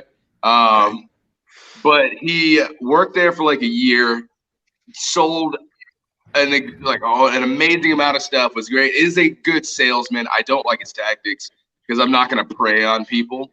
But then it was at Victory Road, which was which is the parent company, gives a LLC to their district or regional manager, and that regional manager will set up their contracts with like Sam's Club. So if you ever walk into like a Sam's Club or a Target or something like that, and there's an AT&T rep going, he's like, hey, real quick, what do you pay for your cell phone right now? Or who do you have? Or what kind of phones do you have? That was me. Or yeah, that's been me for a while, but that's what we are. And we order the phones, we get them shipped directly to your house. My favorite thing is finding all of the deals, so people can pay the least amount, because if I'm paid the same for that sale, no matter if they get the cheapest or the most expensive phone, and I'm paid no matter what if I sell them the most expensive plan or the cheapest plan. So I'm finding deals that some of my coworkers don't even know about anymore. And I'm just like, yep, apply. And there's like $70 for 4 lines a month. And they'd be like, how? And I'm like, because I'm good at this shit. And I'll have it locked in so they'll be able to keep that and it doesn't go up in 2 months. Yeah. And I like doing it, but my boss is a child. He worked his ass off for a year, got an LLC, and now he has access to all the money that this LLC makes. He can pay himself for the business. That's insane. And crazy. He has relatively loose morals and business ethics. Like, he doesn't care if he fucks people over or steps on people. And the problem is I was supposed to get paid on Friday, or last Friday I was supposed to get paid, and it was Wednesday before I got my paycheck. What? And That's fucking insane. Is that yeah, not legal? well, he cash out me $300, and I go, I was like, all right. And then, but he was supposed to give me my paycheck on Monday. Didn't happen. It was Wednesday. Finally got it. And I was like, all right, now real quick, if you don't pay your bill, you get a late fee. What if I charged you a $50 late fee right now? Yeah. For it. And he's like, that wouldn't be good. And I was like, all right. And I named all the laws he's been breaking along the way. And I was like, you realize someone like me could take this to the workforce center and file a claim against you, you'd lose your LLC. He didn't believe half the laws, but like, you got to give your employees 2 weeks notice of the schedule. I know the night before. So it's shit. He doesn't understand adult stuff yet. Yeah. But I mean, Where are you going to? The merchandising company has a 9-week project, remodeling stores in the area, and there's they got a contract with Walmart. So I'll be doing night shift doing that. So, and I just had my last VA exam yesterday, and the lady goes, "Why did they put you as like lumbar strain? Look at your MRIs, your back's fucked." And I'm like, I know. Well, yeah. I mean, you've only had like 17 back surgeries, right? Is that all? I mean, Not like only 5. Only 5. It's not Only not as 5. bad He's as a writer. We make shit up. that story. You'd be a good fisherman. It was this big of a fish. But no. It's like this big. And you got to hold it closer to the camera so it looks big. Trust me, I fish a lot. You'd be great at it. But Dude, yeah, this no, lighter- the VA is this supposed to lighter back is pay like me. bigger than my head. Check it out. By the time this project ends, the VA will back pay me. I'll be able to start my business. And Tripp already knows about my harebrained fucking schemes that I come with all the time. I think you mentioned it in one of the earlier shows, wasn't it? Like, what story with it? Where you at with it now? Like, so right now I have my t-shirt making equipment. I have my photography equipment. Yep. Well, some of it. I still have like 2 lenses I want to pick up. I found out the reason why I love businesses so much is I love the marketing. Like the whole time I was listening to y'all, like for the drive back here, I was like thinking of ways that I could make like you be good at like TikToks because of your voice and your accent. If you got on American TikToks, like if you got on American side with your accent, They love you it. didn't even have to put yourself in there. You could videotape other stuff and just commentate it. Oh yeah, dude. No, like there's a lot of you like, could like put yourself Irish in it stuff that, though. I don't even like people. It's just like I just want to taking notes here. Michele, write that down, yeah. Like I was like, honestly, well, how I like this so much I support like especially the creative side. Is Tripp? Is that still the same camera I sent you? What? The web camera, is that the same one I sent you? No, I'm using that right now.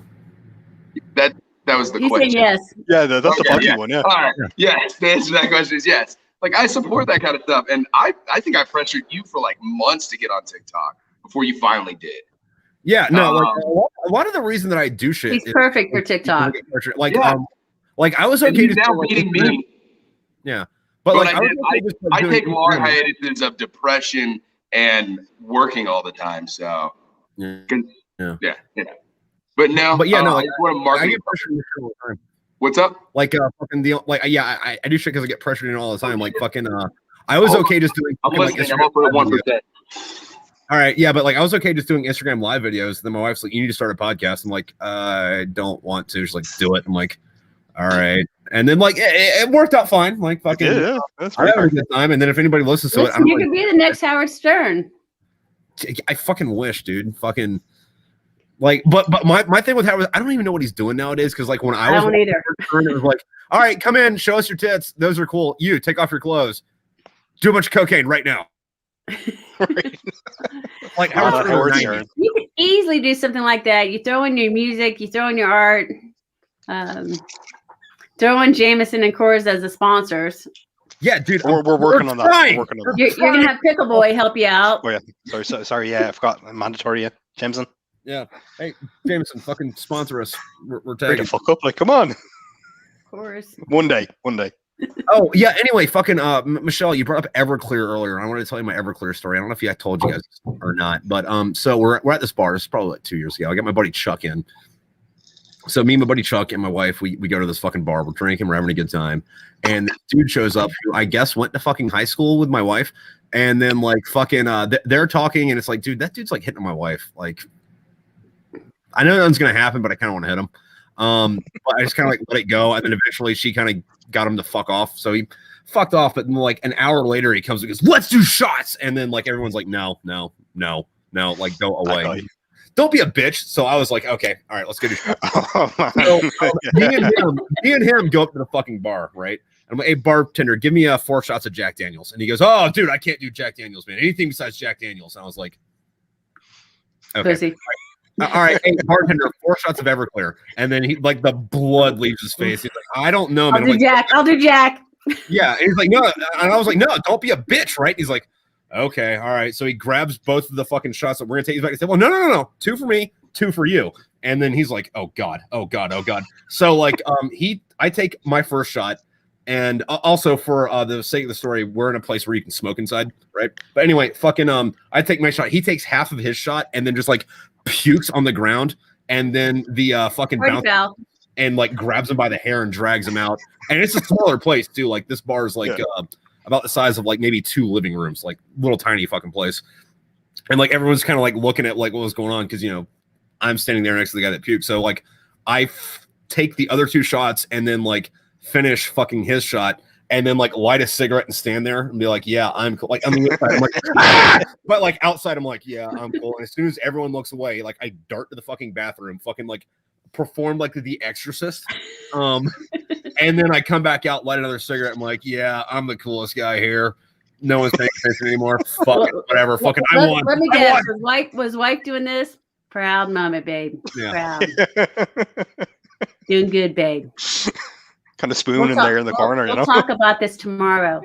Yeah, well, I mean that night also got like a lot worse too because then these other dudes showed up that were like part of like their own little clique, and like I never fucking met these guys before, but like they were like a couple of like army dudes and then like a sailor or something, and then we start talking.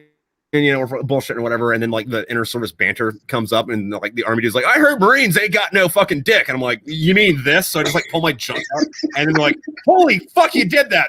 I'm gonna buy you a beer, because you pulled your dick out of the bar." And then my wife was like,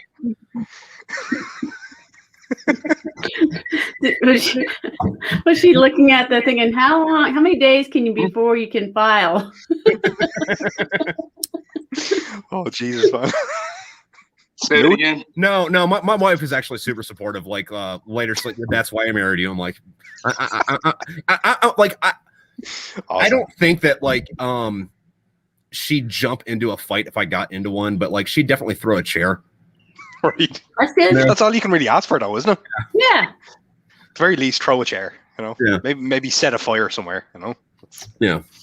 Keep our material right there. Yeah.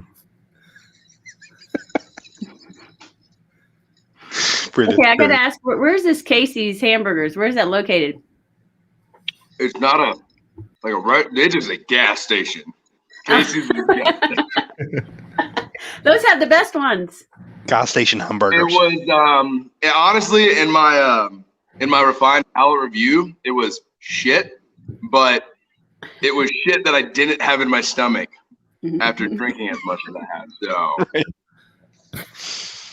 Okay. No, and one of the things you gotta understand, Damian, is in the last, I want to say like 2 decades, actually probably the last like 10 years, things have got more and more to where like nobody goes to like gas stations. They don't get a lot of money from gas. Like they get most of their money from their convenience store that's inside. Yeah, it makes sense. A lot of them have shifted to like being more like a restaurant. So you go get gas and then park and then go grab a fucking sandwich. And it's like hit or miss because like most of them are garbage, but like there's a few that are like okay, so this is like better than fucking like McDonald's or anything, you know? Yeah. Like there's actually like decent food here. See, we'd have stuff like that over here, but it'd be all franchised out. You wouldn't have like a just a mini kind of like restaurant or something set up by like a mom and pop kind of operation, you know? Yeah. It would be, you'd have your gas station and you have McDonald's right there, or your gas station and like some fancy coffee shop or something like that. So just the connotations of random burgers in the gas station is just sorry, Michele? Damien, where do you go for a burger? Oh, Burger King. Love it. Ew. Really? Yeah. Way better than kind of McDonald's. Like, yeah. I'm not saying McDonald's is great, but Burger King, dude, like, judgment on you. Stuff over here, yeah. At least, like, I mean, over here and kind of like in Europe, it was nice knowing you. All right. I think you're missing it now. Come over here for a Burger King. Dude, no, things are different from place to place, though. Like in Japan, they have this thing called like, you know, the fish fillet they have at fucking McDonald's. Like in Japan, like McDonald's is a sit down restaurant where someone meets you at the fucking door and then takes you to a table. But they have this thing called a shrimp fillet where it's like, you know, 2 pieces of bread, but then it's like a bunch of like seasoned shrimp on top of it. Right. And you eat it with a fork. And then when I was in Hong Kong, like I go to McDonald's in any other country, I go to McDonald's, like, because like I'll go to the local places too, but I want to know what they're doing at McDonald's. Because like when I was in Hong Kong, the McDonald's there was like all soup. Yeah. God. Yeah. It's like, what, you go to McDonald's to get soup? Okay, well, I'm gonna fucking try that, see what's up, you know? Yeah.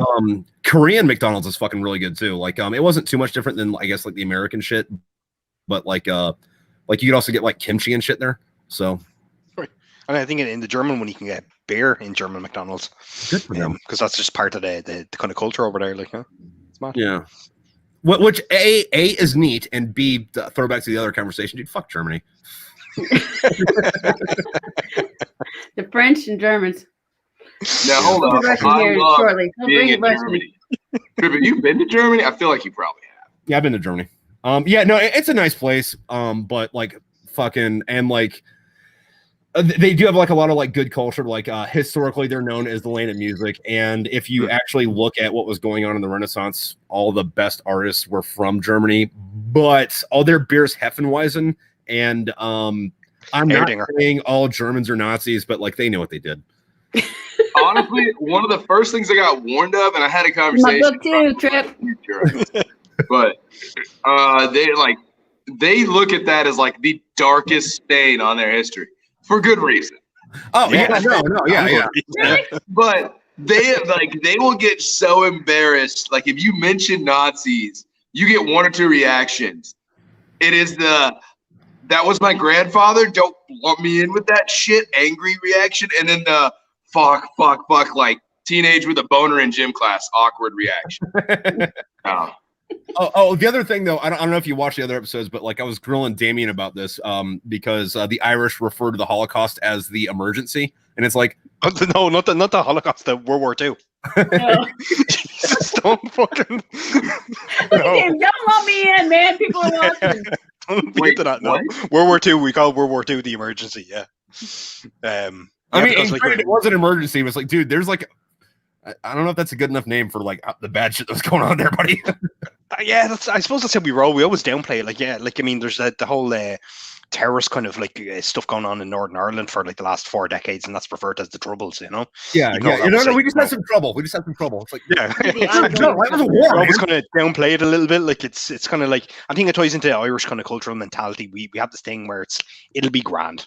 Don't worry about it. It'll be grand, you know. And like one of the, I think the best kind of explanations for was done by an Irish comedian, a fella called Tommy Tiernan, where he kind of made a joke about like he was over in the UK and he was sitting in a pub with one of his mates having a couple of pints, but the fire alarm went off and everybody walked out, you know. And that's contrast that to the Irish experience. If you hear a fire alarm go off and you're in a pub in a restaurant, you're just kind of like looking around. If you can't see the flames and you can't smell the smoke, it's like, nah, it's grand. Don't worry about it. Be cool. You only really kind of leave if everyone starts panicking and you actually see a fire and you smell the smoke. But whereas like people in the UK were like, oh my God, fire alarm, out the door. And just only the Irish were kind of left sitting at this bar kind of like, free bar? Yeah. So, yeah. That's how we look at things, you know? That's going to add a fucking extra layer to like how proud I am that like I'm going to, on book 7, the fucking back blurb is going to be fucking Tripp, you goddamn bastard. by the guy who's called World War II an emergency and doesn't leave if the house is on fire. Yeah, I mean, as long as if you see the flames and you smell the smoke, that's one thing. But I mean, if a fire alarm's going off, it's probably just grand. It's probably just a malfunction. Yeah, What did you post recently about Hitler in your art? Say what? What did you post recently about Hitler in your art? I gotta look it up. Didn't you post something?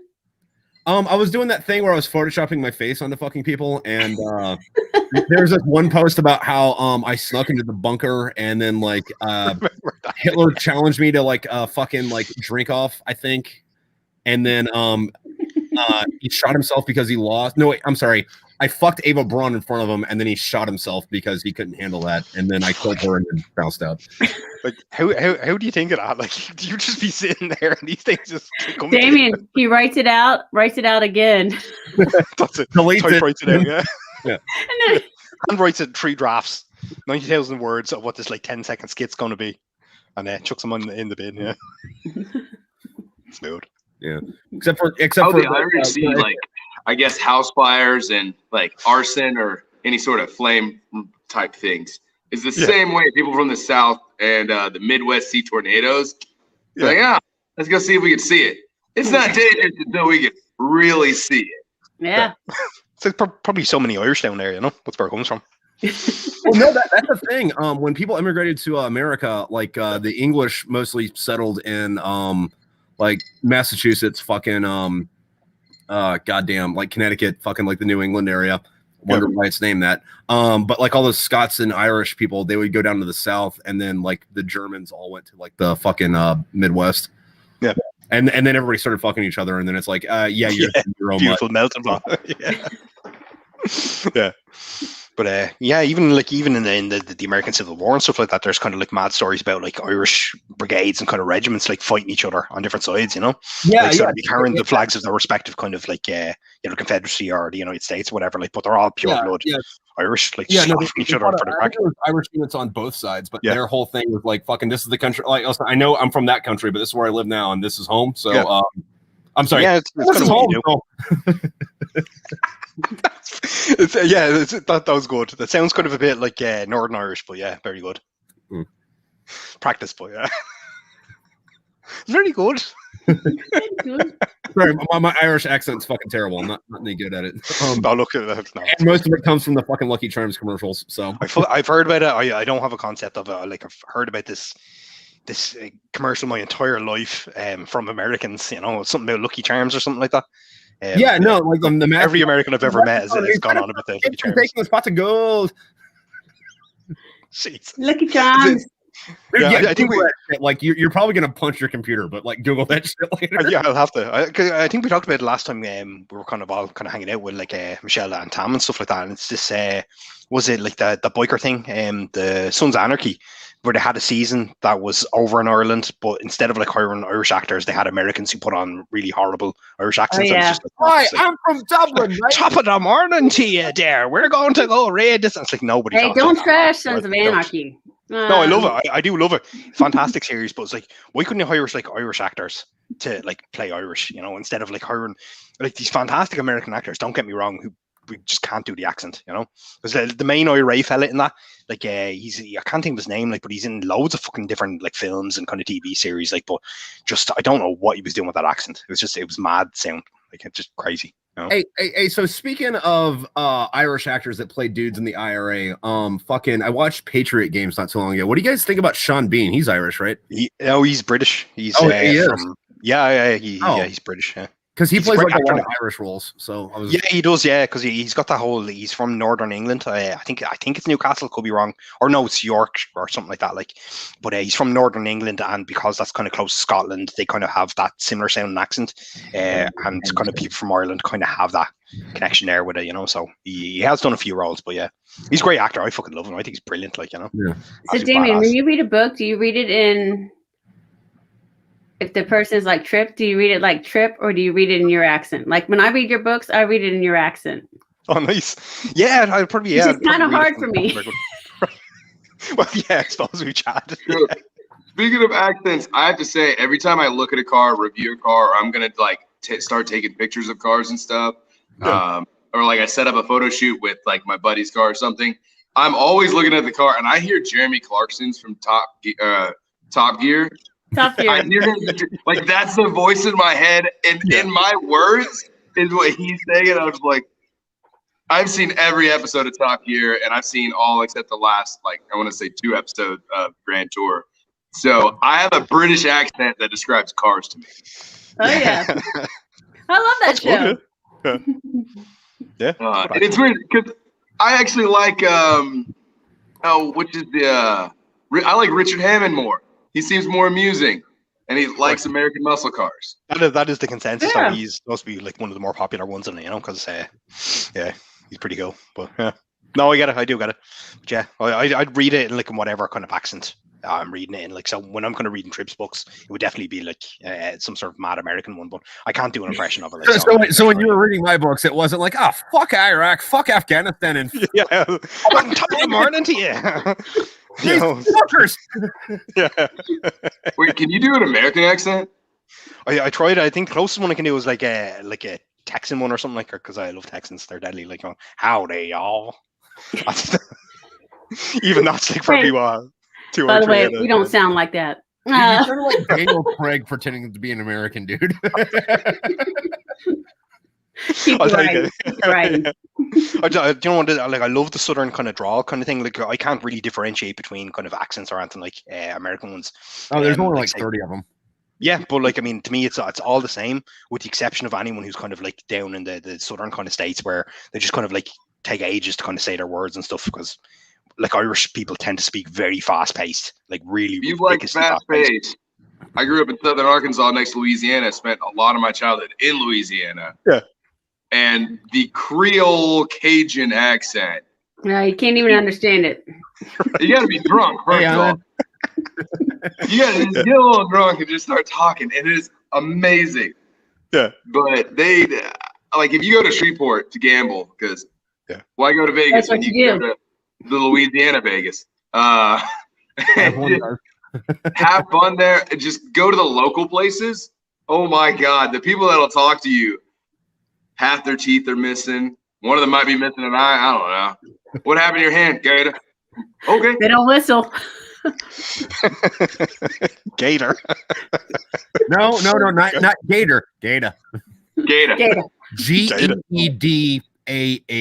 Gator. You gotta go to a crawfish bowl, eat some gator, fry gator bowl. That's another thing to figure out where people are from, is what they call the miniature lobsters. Is that a crawdaddy? Is that a crawdad? Damien, you ever had those? You ever had crawfish? Not really. I'm not really too mad into kind of fish or kind of shellfish or anything like that. Like, so probably no, not, there's these little things, and they pop the heads off, and they suck the heads, and you're like, oof. Dude, you're gonna come here. I'm gonna take you to Maryland, and I'm gonna shove you full of fucking like goddamn fucking sea critters. You can never eat enough of them to get full. You get full on the potatoes and carrots and corn. You eat those because they're delicious. All right, okay. Fucking rip their heads off, suck out their guts, and you don't care if their fucking intestines are full or not. It's fucking delicious. Just that nice, yeah. Really. Which on that though, fucking so I have this thought fucking thing that goes on in my mind whenever I watch Starship Troopers, right? Because crab by itself is like, it's good. Same thing with lobster, and a lot of thing with fucking goddamn seafood. But what really makes fucking, seafood crustaceans type stuff good is the Old Bay on it.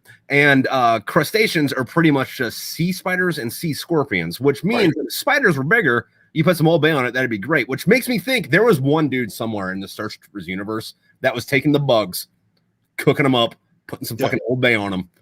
And I like that goes with saying. Yeah, absolutely. I like this direction you're going. I want to run with it. We need a war against arachnids now, because I want to be that guy. Yeah. And what do you think about it? It's a 6 foot long crab leg. Also, how the fuck do you not like that? Have you not had eat spiders before? Have you never ate them? Yeah, but they're just fried spiders, or you can like smoke them and they're delicious. They're like crispy little. Yeah, but they're like this. I'm gonna take your word for it. Leave it at that. How about you, Michele? I'm good. That's barely a spider. You need a spider about that big, and they're delicious. You ever had fried tarantula? Yeah. I used to fuck with my Marines, and I cooked camel spiders on a jet boil, and I'd eat them. I'd slap some Cholula and Old Bay on it. You're right. Old Bay does work on everything. Cholula does too. Slam them. Yes, Cholula. I would switch between Cholula and Tapatio as my field hot sauce. Yeah. No. So with that though, like fucking like spiders never really got into them because like this big, but like well, y'all two know, but like Damien, fucking if you go down to like Texas, Arizona, California, you get close to the border, like you can get scorpions that the fucking like Mexican make. Wait, scorpions. Oh god, yeah, they're.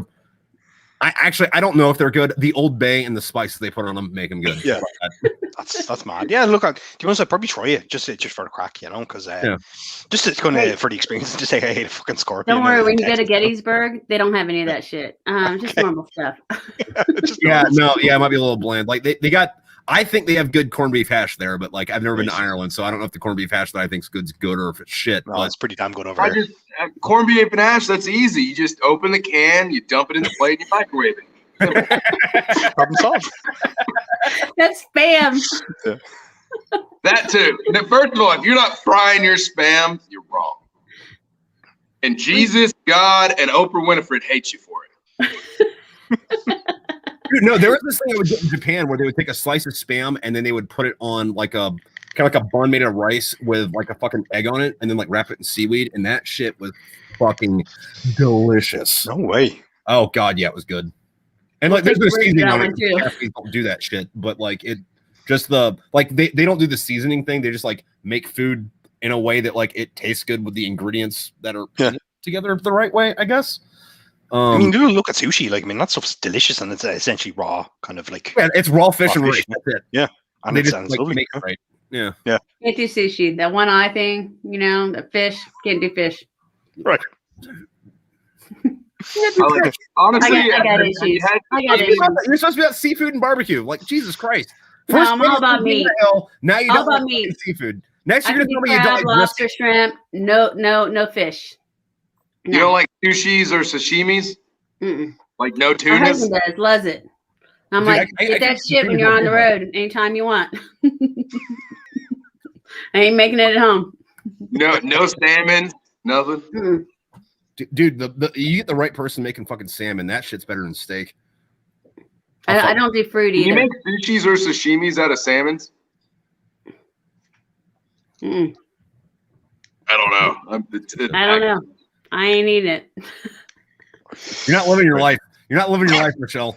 Fucking, I don't know. There are foods to avoid because, like, I am of the mind, like, listen, I'm fucking somewhere. I have a food I haven't eaten yet. I'm gonna fucking eat it. I might not eat it twice, but I'm gonna eat it once. But there's this stuff in the Philippines called balut, and what it is you take a duck egg, and then like the day before it hatches, you just bury them and you let them ferment for like a year, and it tastes like someone pissed in vinegar and then seasoned it with like shit. What the fuck? And I pass. I'm good. And I ate it because fucking when in Rome. But that is why I'll eat anything once. Would you do that thing from the Hannibal TV show? Oh, dude, no, the little tiny bird, and where you kind of they take a bird and they pluck its eyes out or whatever and leave it in darkness, and then like they kill it and then soak it in like red wine, and you have to put the thing over your head. I don't know what it's called. Like That's a French thing. But B, fucking. He hates that. We've got them started on the French now. Yeah, no, but the other thing though is like you have to put a cloth over your head so your God can't see it do it. Yeah, exactly. Okay, first off, God knows what you're doing. You're just being a pussy about it. Yeah. Eat the shit. And you have to eat it in one bite and one swallow, like so you can't kind of chew it. You have to go. I'd try that. I'd try that. Also, fucking, I'm not gonna lie, fucking, if we were all out on a fucking camping thing in the Sierra Nevada, around, I don't know, with some guys named, what was the party called? We were having a Dahmer party or fucking whatever, and then like shit gets bad and we run out of food. If I have Old Bay and Cholula, like, we're gonna get that guy. Like, listen, I'm not admitting to any future crime. I'm gonna survive. B, fucking, well, I haven't eaten it before. I don't know that it's bad. I'm not admitting to any future crimes. But if there's ever a way that I can consenting, like someone's like, oh, my leg got chopped off in this weird accident, and someone put it on ice, and I'm like, hey, bud, you gonna eat that? I am curious on why cannibals do it, mainly because I'm from the South. I have ate everything from possum, raccoon, and squirrel brains. I've had like tongue from many different critters. Yeah. Anybody that refers to animals as critters, it will probably at least try human once. People have showed me some really ugly creatures that are at the bottom of the sea, and my first thought is, can I eat that? Like, what is it? It looks spicy-ish. Oh, bullshit.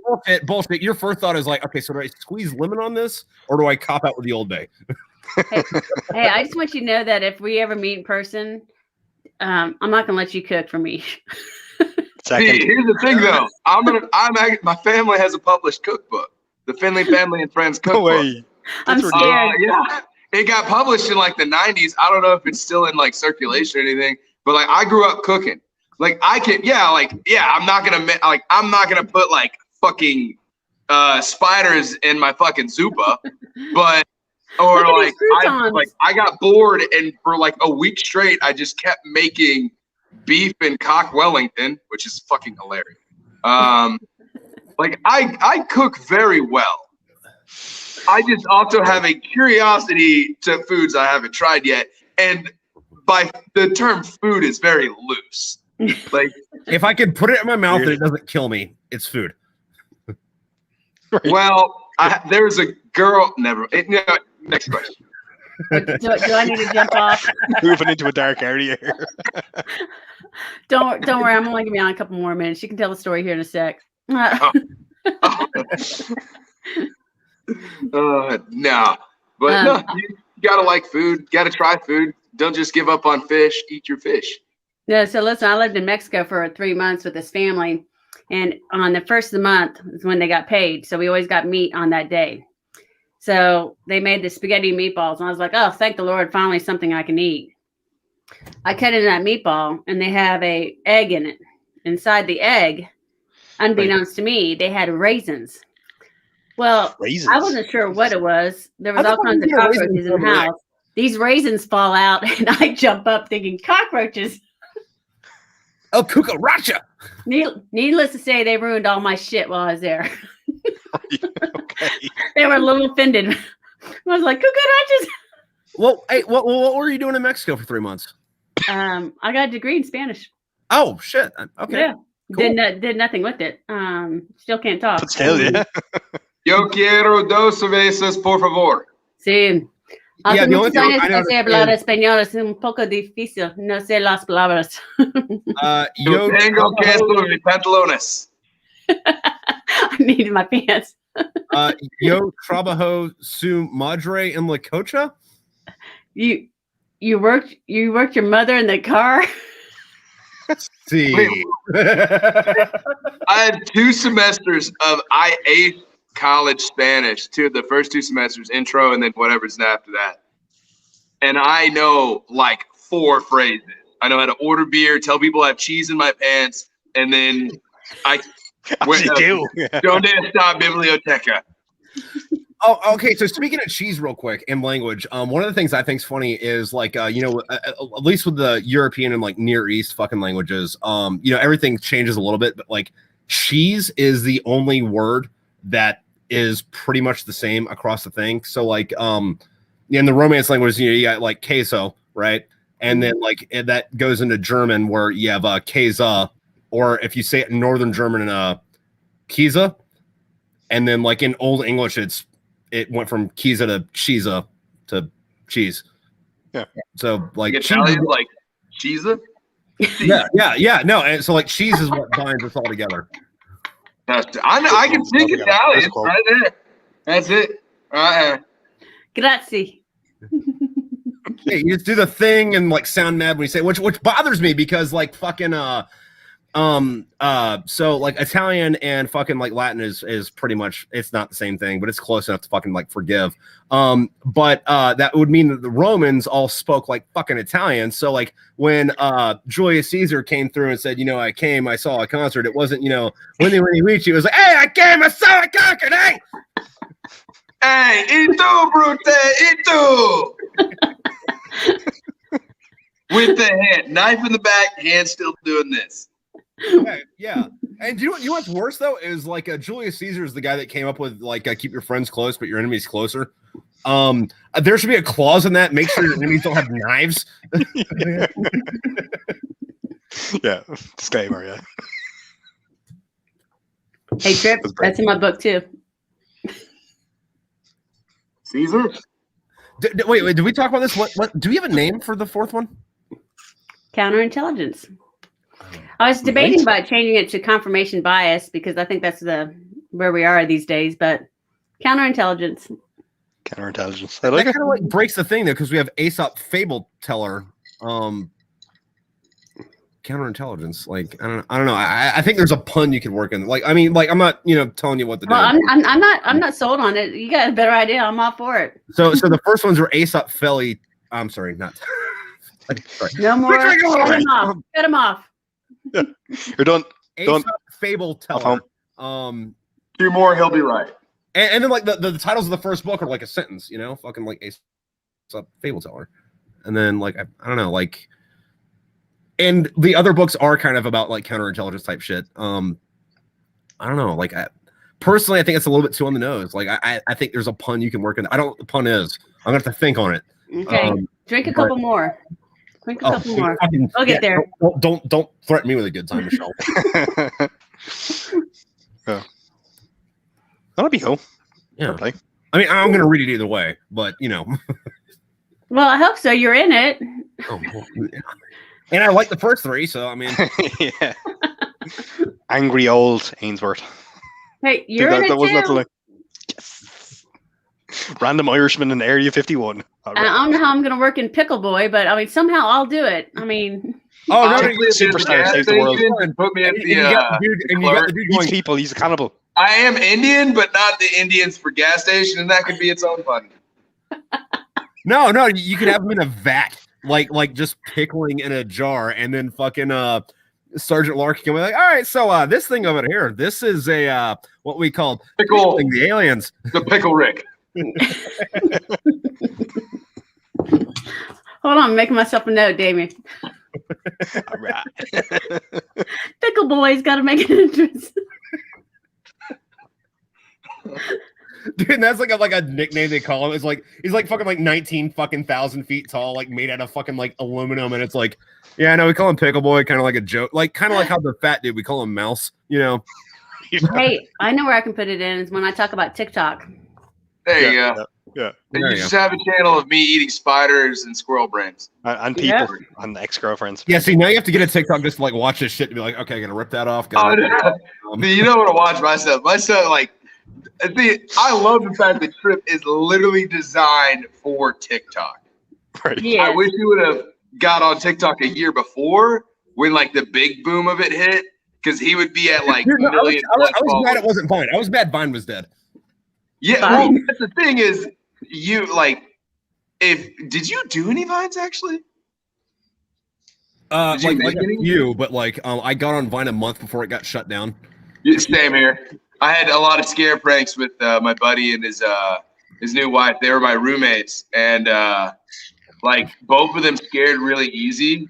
So I would just like yeet out from corners and just fucking terrify them, or I just the old rubber band on the sprayer on the sink. So every time they turned on the sink, just hit them with it, and I just have my phone sitting there. Every time, classics. Yeah. I'd have my fucking lasso, and if I got bored, I'd wait for those at Hambone to like start. His name was Hampton. Everyone called him Hambone. He'd be walking to his truck, and I'd just come out of the front door, just yeet, grab him with it, and yank, and then just walk away for him to untie himself. Fun fact: the opposite of a yeet is a yoink. Huh?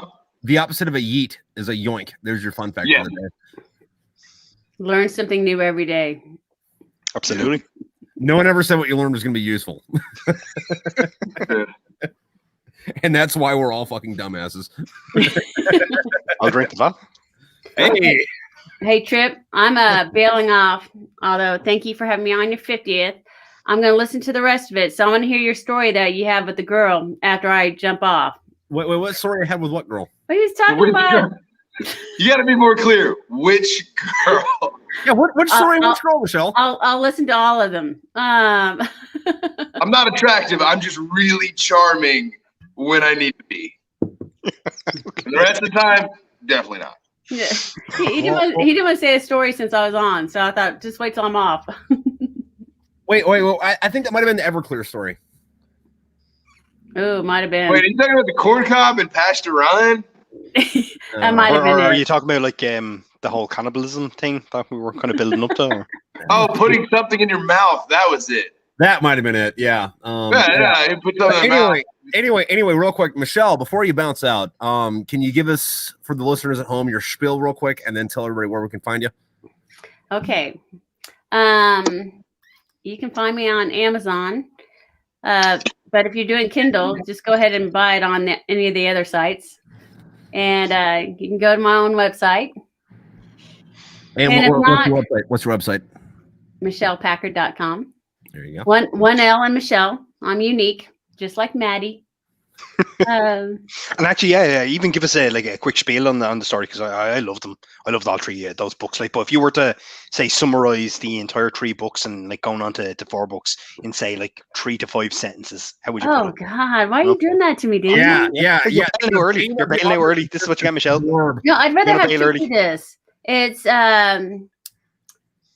female John Wick, where his family doesn't get killed off, and he's very loyal to his country, but not, I'm not over there. And in the twist, I kind of list John Wick and Jason Bourne could be my brothers. I'm just saying, they could be. I make shit up, obviously. That's the reason why the book's called Aesop, Fable, Teller. I make shit up. Do you? How do we know that this isn't based on kind of stuff that, you can't publicly talk about, but you're using the format of books and writing to tell us about your secret agent activities and counter surge? That's really what it is. In fact, you're going to find out in about 10 years when they write a book about me. Listen, Tripp's doing both of our autobiographies. You'll find out then. Either that or that I have severe dementia and alcoholism. But either way, it could go. Still, look, we were all entertained. That's all that matters. Yeah. Hey, listen. You're only an alcoholic if you can't show up for work on time. Otherwise, we're functioning. Alcohol abuse. But also, none of us abuse alcohol. We teach it a lesson. There's a difference. Exactly. I'll drink to that. Okay, y'all. Have fun. Cheers, Michele. You have a good night. Thank you for being here. We all love you. Love you too. Bye. Rockstar. Peace out. See ya. Oh, that was fun. Yeah, let's go. Yeah, it's great chatting to Michele. Yeah, no, there was another thing we didn't bring up. Fucking in her books, she's got these 2 auxiliary characters that come in and out, and they're both Navy SEAL guys. And I always imagine them as being Michael Biehn and Charlie Sheen from that bad 90s fucking Navy SEAL movie, Yeah, they'd be deadly. Even I love the dogs as well. They were just fucking killing people left, right, and center. Well disciplined. About Charlie Sheen movies, though. So y'all seen Hot Shots, right? Oh yeah. Dude, I watched both of them a week ago. It was great. Hot Shots Part Duh, when he's doing the whole Rambo impersonation and he ties that bandana and it's his back, and you look at him and go, Charlie Sheen used to be fucking yoked. He would. First of all, at that point, if he was on whatever number of cocaine he was on, he would be the most dangerous person in the bar. Hashtag winning. Duh. That whole era of the winning stuff is just mad. Someone kind of going off the rails, but a household name, and just with the kind of colored kind of history that he had, it was mad. Even after all he got thrown off 2.5 Men, he went on a speaking tour where he kind of sold tickets to a show for an hour and a half, where he just answered questions from the audience and just went on mad kind of spiels. But it was called the Violent Torpedo of Love Tour, which I just thought that's the best name to a tour ever. Violent Torpedo of Love. That dude is the king of capitalizing on being an asshole. Yeah, he just makes it look good. He's beautiful. Badass.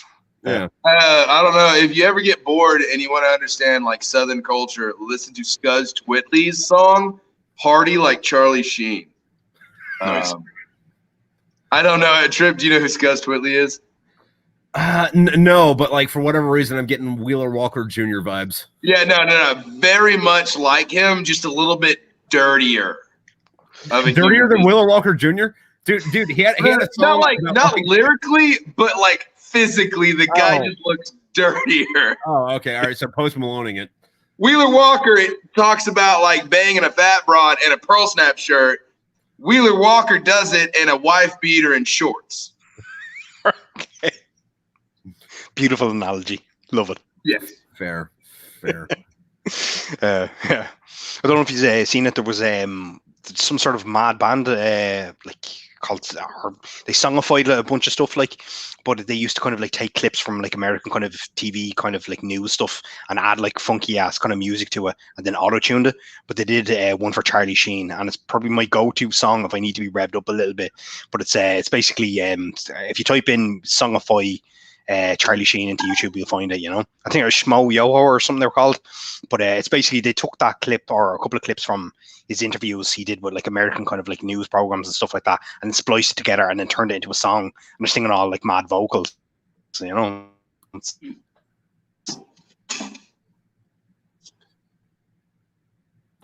Did Damien disappear?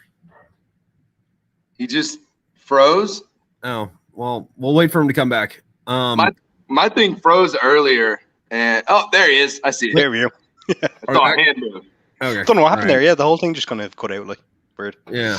No, but there's a whole like there. I don't know if it's around anymore, but like there used to be like a whole fucking like YouTube fucking thing about that where they would just like take people talking and like cut it to fucking like lyrics and shit. Like they have one where there's one channel, I forget what the fuck they're called. If I find them again, I'll fucking send you the link. But like their two big videos is they cut up Obama speeches to like sing fucking I Can't Feel My Face by The Weeknd. And they did another one where they cut up Donald Trump speeches to be Holy Wars by Megadeth. Nice. I saw one with George Bush, and it was that fucking song Bloody Sunday. And it was just it was mad. Yeah, all that stuff. Yeah, I do have to ask, I don't know how much do y'all like I've never asked someone this as much as I've dealt with like Irish, British, and like was it Danish people like on deployments. Yeah. I've never really asked the question. Do y'all get like all of our pop culture? Like, I'd say 90% of it, you know, like because we'd be very kind of Americanized in the sense that we grew up watching American programs. Like say when I was like say 4 or whatever, I would have watched kind of Saved by the Bell type of stuff, and Simpsons is probably one of the most popular programs in the history of the universe, and right across Europe, regardless if you can speak English or not. It's dubbed in a lot of countries, you know. Married with Children would have grown up kind of again watching that. We grew up watching like all sorts of American films. Like I would have like loved kind of like American World War II films. So Americanization was really kind of started in the 60s, you know, with the advent of kind of television and kind of like that type of stuff coming into its prime. So we get a lot of the references, but it's more the kind of nitty gritty details we wouldn't get. Like, you know, I could tell you stuff about American politicians and like Al Gore and stuff like that, but I wouldn't get a reference to, you know, that burger you were talking about earlier on. That don't get that, you know. Well, also there was another time Damien, you and I were on. It was one of the it wasn't the last one, but it was like 2 or 3 before that. But like we started talking about whatever, and then like the middle half of that entire conversation was just about Star Trek. Yeah, I mean, like Star Trek, badass. Yeah, I mean, we have like probably 90% of all American TV shows. The type of stuff that you would see on your TV, we get over here to one degree or another. So yeah, it's more kind of like the little kind of things, like, or maybe minor politicians' names or stuff like that, or kind of like brands or types of food, or even say the likes of Coca-Cola. I think again we talked about that on a previous show where we'd have maybe 3 or 4 different types of Coca-Cola over here, but I think you've mentioned you've got like 70, where there's like pineapple Coke and there's fucking lemon Coke and all this mad shit or whatever, you know. Found dude got him beat with like the 30 different Baja Blast flavors. Yeah. Dude, I will say though that like vanilla Coke is the fucking shit. Like, I've tasted it. They trialed it over here, and I think they take some of the top selling brands in America and they try them over here for a little bit. And you can still probably get like a vanilla Coke in random kind of shops, but it's not a big seller, you know. So do y'all get ranch? Ranch? Yes. No. Oh, what is it? Okay. Drink? Here's why. There's a girl on TikTok. No, huh? What? No, salad dressing. Oh, salad dressing. Oh, yeah, that's over here. Yeah, okay. There's a girl on TikTok that's from the UK, Yeah. And she blew up because she was like, I'm gonna try ranch for the first time. And she starts throwing it on everything. And that's her thing is now she just tries American snacks. But her entire channel blew up because she was like, apparently you can't get ranch dressing in the UK. Yeah, and I mean, I'm assuming since y'all are next to them. I mean, if you can get it, I feel like, fuck me, stop, drop off a case of it, put the boat a little bit further, drop another case off. It's like running cocaine, but all you're actually doing is like running fucking chicken Caesar salad over. Right. I just so like ranch is like a normal, like it shows up at the grocery store kind of thing. Yeah. See, I've heard the phrase kind of used like, and I mean, if it's salad dressing, and I think we definitely have kind of salad dressing over here, but I've heard the word kind of ranch, kind of I suppose from American kind of programs, but like we wouldn't have something specifically sold over here as that, you know. So it's a bit of a. So you yourself haven't had it. No, I've kind of had kind of salad dressing, but I've never heard of ranch, you know. Send you some on Amazon, man. I just find it's just honestly, pizza, or you get I don't know like what y'all's version of like microwave burritos if y'all get those, or no, I don't think so. I mean, I've had burritos, but I've never heard of a microwavable one. No, I mean, really? I haven't said like going to a supermarket, you could probably get it, you know. But it's in the frozen section or the pizza pocket or whatever. Yeah, that's yeah. Or like just dip it in ranch or pizza itself. Fucking, if you go to the Midwest, they'll tell you everything can be dipped in ranch. That's a lie. Don't believe it. Right. Okay. I keep that in mind. Let's go. Yeah. But I mean, fair play to the one who's kind of account kind of blew up. I have heard about that type of stuff where kind of people sample the different types of American kind of food and drinks and stuff like that, and it's a mind-blowing experience, I suppose, the cultural difference between the different types of foods, you know. I've heard kind of Americans say stuff about like, you know, pudding, like we'd have kind of black and white pudding, which is like I'm not even 100% sure what it is. It's basically all types of different innards of a pig and you just wedge it together and it's kind of like this mad sausage looking thing, you know, but you have that for an Irish breakfast. That's a different thing over here because like pudding is a dessert over here and it's almost like liquid cake. Oh yeah. It's I think the British say that as well. Like they call it their desserts pudding, but we'd say kind of like, you know, black and white pudding. It's like a sausage meat kind of base thing, you know. And see now I'm just interested in wanting to try that. It's nice. I think it's like it's kind of like blood. I think it's blood and kind of innards and blood pudding. It's like that. Yeah. I've never had blood pudding. Yeah, my family, they're fucking. Was it my birth last name was Finley. Yeah. And like I remember I saw a video of one of my grandpa's uncles, like back when he was like a kid, like one of those old home movies and stuff. Yeah. And like it was like, oh yeah, great grandma was American Irish, but grandpa was like fresh off the fucking boat and came to fucking Arkansas for some weird fucking reason and started a dairy farm, which is even weirder. But that's where the fucking Finley name came from. And they were like, oh, okay. So it's like in our family cookbook, there's a recipe for blood pudding, or I think they called it something a little bit different. Yeah. But I knew what it was. Have you guys ever had Scrapple? Scrabble? Yeah, the board game. Love it. Super fun. No. Scrapple with peas. It's almost like a sausage pancake. Sausage like bacon pancakes? Making bacon pancakes? Like imagine making a pancake, but instead of like it being bread, it's sausage. A sausage patty. No. Okay, now I'm confused. I mean, the only thing I can kind of think of, like, is you get these sausage yolks with kind of bread around it. It's kind of like crispy kind of stuff. Like, no, there's no bread in it. Like you're just making a pancake out of, or maybe you're making more like hash browns or fucking. How do you make a pancake out of a sausage? I'm genuinely curious now. Okay. So you take the ingredients to make a sausage, right? And then instead of like making it a sausage and like putting it in the intestine tube or whatever, you put it in a pan and you fry it. So a sausage patty. No, it's different. It's somewhere between a sausage patty and like hash browns, but like not no potatoes, just all meat. That sounds insane, but I kind of want to try it now. So yeah, shoot me over those ingredients there. Yeah. I feel like I need to eat this so I can understand. Yeah. Well, Yeah. coming from the cannibal, it's kind of weird. Not surprised, you know. Future cannibal. Wait, what? What? I heard something, and then cannibal. Coming from the future cannibal, that's not surprising. You want to try? Now, hold up. I said that wasn't admitting any future crimes, and it would only be if the person was consenting, unless the apocalypse happens. Then 100%. Well, in that case, yeah, all rules are off. Then, yeah, all bets are off. No. Spray paint, witness me. We're going in. Mad Max style. I'm gonna spray paint my face silver. I've built a lot of hot rods and a lot of fucking cars my days. I will make all of those vehicles. Bring it on. Cool. So we're all going to Eric's gaff now when the apocalypse kicks off. I'm sorry, what were you saying? Go on, Damien. No, we're all going to Eric's house now when the apocalypse kicks off because he's full access to food apparently and cars. So yeah. I'm from the South. I have access to so much dumb stuff I don't need to have access to. Badass. No, but all like the guns are on the table back there.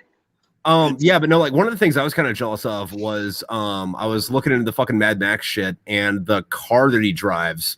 That's like that, like kind of like souped up fucking like Mustang thing that he was driving around. Yeah.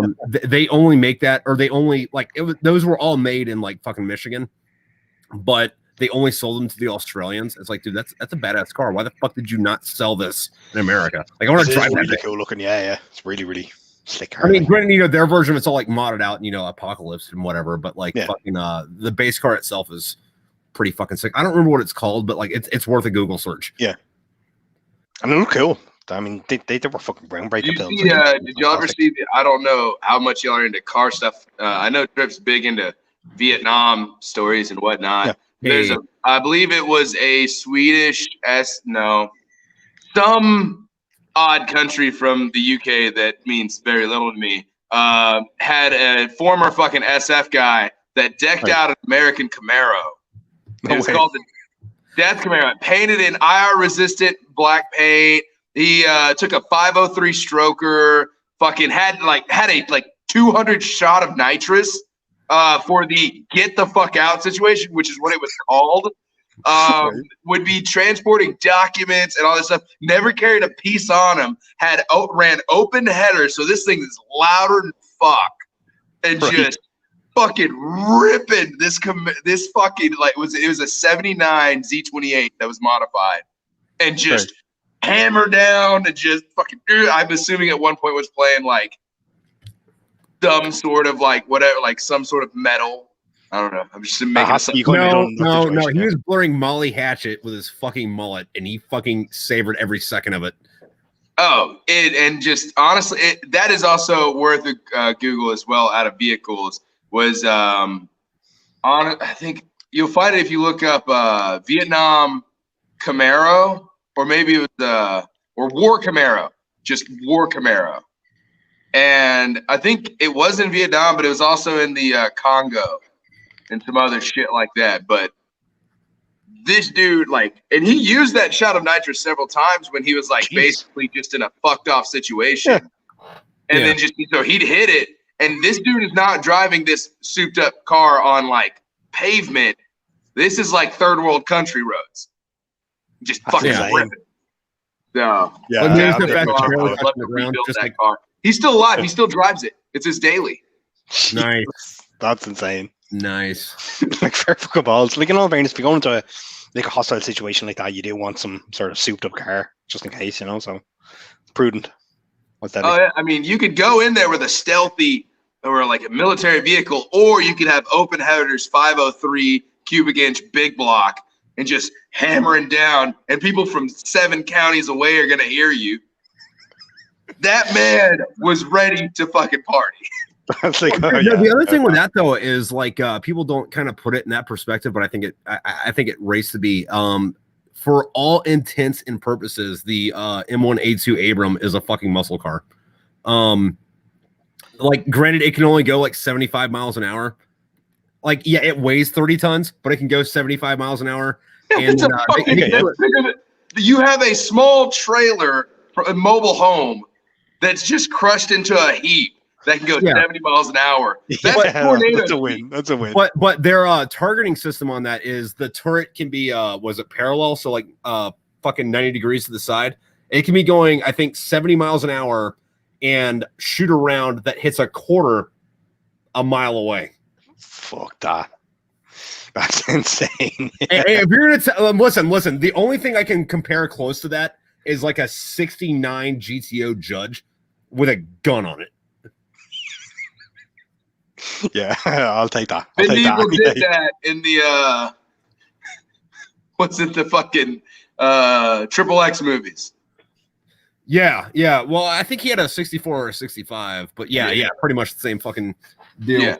The back glass and they had some different light markers, and back glass was a little bit different, but for all intents and purposes, almost the exact same car.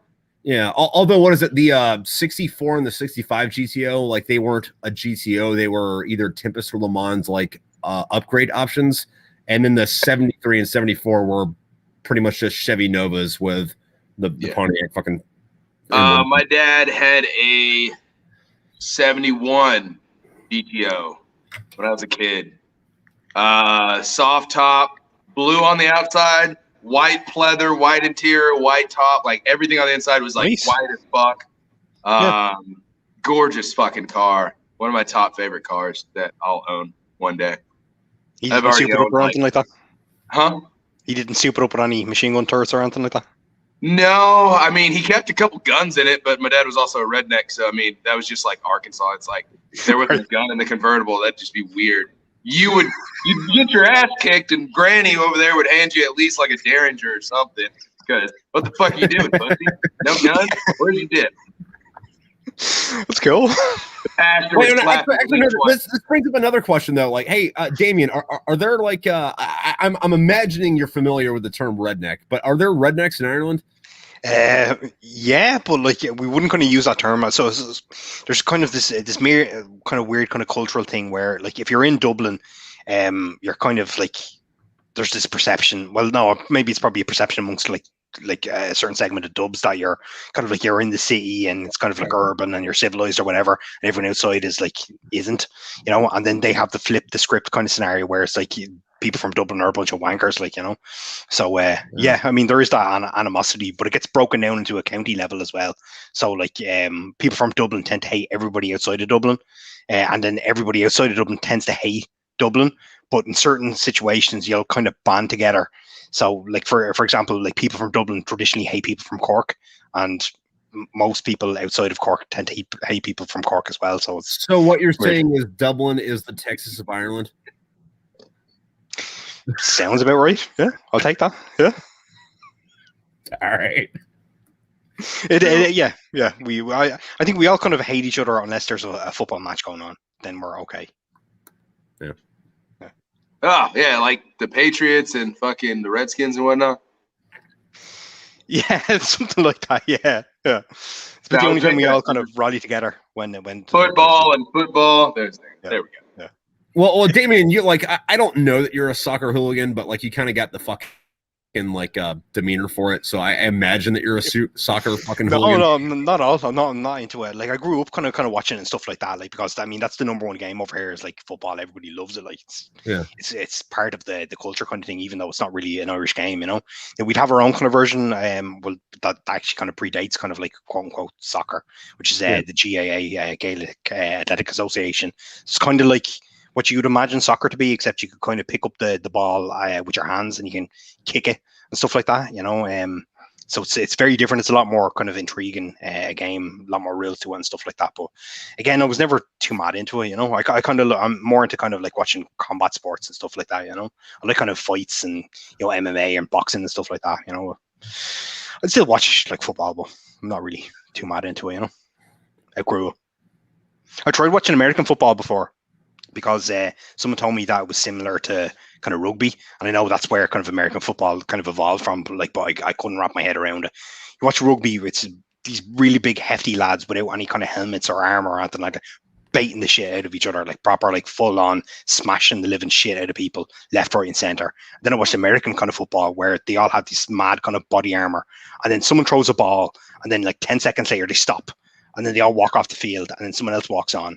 and then someone else throws the ball, and then they kind of lunge forward or lunge back or whatever, and then it stops, and then they walk off and someone else walks on. I couldn't understand it. That's my criticism with like American football, because it's like the games are all like 4 hours long, and there's like 15 minutes of actual in it. Yeah, I didn't quite get that at all. Like, it wasn't fast paced. There was no kind of like boom, boom, boom, which you'd see in rugby. It's really kind of like it's constant, whereas in the American football, everyone was kind of taking breaks and kind of chilling and then talking and then come back into it, so.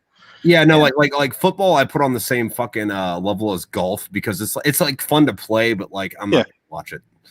Yeah. So I recently, not that long ago, I got to do a leg day workout with a Polynesian that plays rugby. That is right now. How is that? Yeah.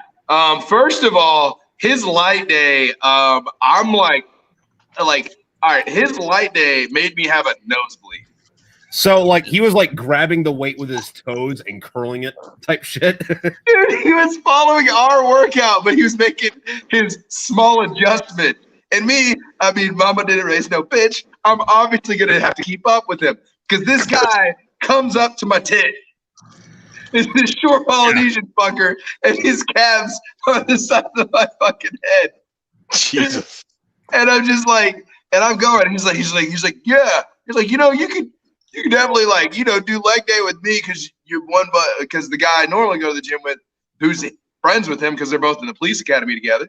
By the way, great movie. And he just, they're just like, he's like, oh yeah, Shane doesn't like to do leg day. He's like, but you can do leg day with me. I'm like, yeah. And then we leave. And I'm like, what the fuck? I even had a nosebleed yesterday. It was the worst timed one though. Like, I had a nosebleed in the gym. Oh. Nasty, the worst. And I'm just like, I'm fucking going. And then next thing you know, I'm just like, I'm in my zone. I'm trying to keep up with them. I feel good too, because I'm like, I've been really working on my fucked up body and getting it better. And just I feel it. And I'm like, oh fuck, I fucking, a little bit of blood. That's cool. I leave the VA interview where I was talking about my everything from my ankles, knees, migraines, all this stuff for my medical fucking shit to get processed. And I get home and I'm standing there. I was like, oh fuck, my nose bleeding. I was like, that would have been hilarious if I would have been in the interview on my medical rating. If I would have been talking about a headache or something or anything, it's be like nosebleeds. And then the doctor would be like, whoa, like what? Like, are you okay? I'm like, oh yeah, this shit happens all the time, mostly with the headaches. Yeah, I'm fine. It'll go away eventually. She would have probably been like, fuck. Like, what she doesn't understand is I've broken my nose 7 times. Yeah. Jesus, 7 times. Yeah, my older brother's 6'6" and about 280, 290. Yeah. We grew up just beating the living piss out of each other, and I was I was very small. Yeah. Now which is weird, because you're a big guy now. Yeah. Well, I just got back down to 240. Like I'm leaning out the best I can, trying to get the speed back so I can get back into yoga and Muay Thai. But my cardio game, I'm fucking on that shit. I do the row machine. I'll do like fucking, hey, you want to work out? 20 minutes on a row machine. Yeah, dude, that's some fucked up fucking shit. But you guys keep talking. I'm gonna piss. I'll be right back. All right. Cool. But no, I broke my nose. Like, it was my brother. He did it several times. The guy that trained me in Muay Thai. Yeah. I liked his style because I don't keep sparring partners long, because I can't do that whole go 60% in a sparring session. Yeah. Like, I'll go 95%. I'll hold back 5% so we don't actually hurt each other. Yeah. But I'm going to be very impressed. Yeah, because there's no point in sparring lazily, in my opinion. Yeah. And my buddy's the same way. This dude, the memorable him breaking my nose the first time was I popped him, his jaw dislocates, and he, with his shoulder, puts it back in place. Now, my rule of thumb in a sparring session, if your jaw dislocates, I stop, because we have to make sure you're okay. So I drop my guard, making sure he's okay. He slams it in with his shoulder and then just pops me square in the face. Fucking hell. And I was like, it breaks my nose up for like again. I think that was like time number 5. So by that point, I was pretty used to it. And I felt and heard it. And I was like, yep, that's broken. My eyes are going to be black the next fucking 2 weeks. So what you're saying is on your end, Mama didn't raise no bitch, but like on his end, no one told him what the definition of that was. And Dude, here's the thing. Here's my favorite thing about Andrew. Andrew is he joined the Marine, went infantry, did the recon NDoc, passed the recon NDoc. Too many people had passed. He got sent to 2-7 with me. Okay. He went to 2-7, went to Yemen, went to like all these fucking. He is very salted up. Did 8 years, did 2 4-year enlistments. Has done martial arts since he was like 8, 9 years old. Is one of the most badass people I've ever met. He just passed OCS, and now he's going to infantry officers course, and then he's gonna go and try to do the recon NDoc as an officer. Dude, good for him. Cool. Fair play to him. That's Jesus. That's really impressive. He's a fucking hoss, and I have to say I've sparred with him. There's very few people that I'll ever like. I can openly say, I don't think I could win this fight because I'll fight dirty as fuck. I've kicked people in the dick many fights. Of course, gotta be done. Fuck that. We've all been there. Like dick kick, throat punch. Guess what? If you're still standing, I'm just gonna start fucking laying into you with the elbows. But teeth and nails. He is a very well trained fighter that will fight dirty, and I don't think I could win. Like I've sparred with him enough to go, he's got me. I'm a better shot than him. So you better like if the argument starts, he better be closer than further away. But he's like solid 175. He looks like a normal Joe Schmo everyday guy. He doesn't look incredibly in shape. You couldn't tell that he hikes for like 20 miles at a time. You couldn't tell that he goes on these 5-mile runs. He looks like a normal, just a dad. Yeah. With some scraggly teeth because he's just always had jacked up teeth. Yeah.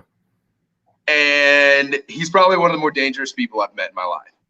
Knows how to make all of the dangerous traps and bombs. Like wilderness expert. Fucking just and one of the nicest people I ever meet. But he does have his last name's Herring. And I know that he did his genealogy. He did the 23andMe, and they're like 70% Irish.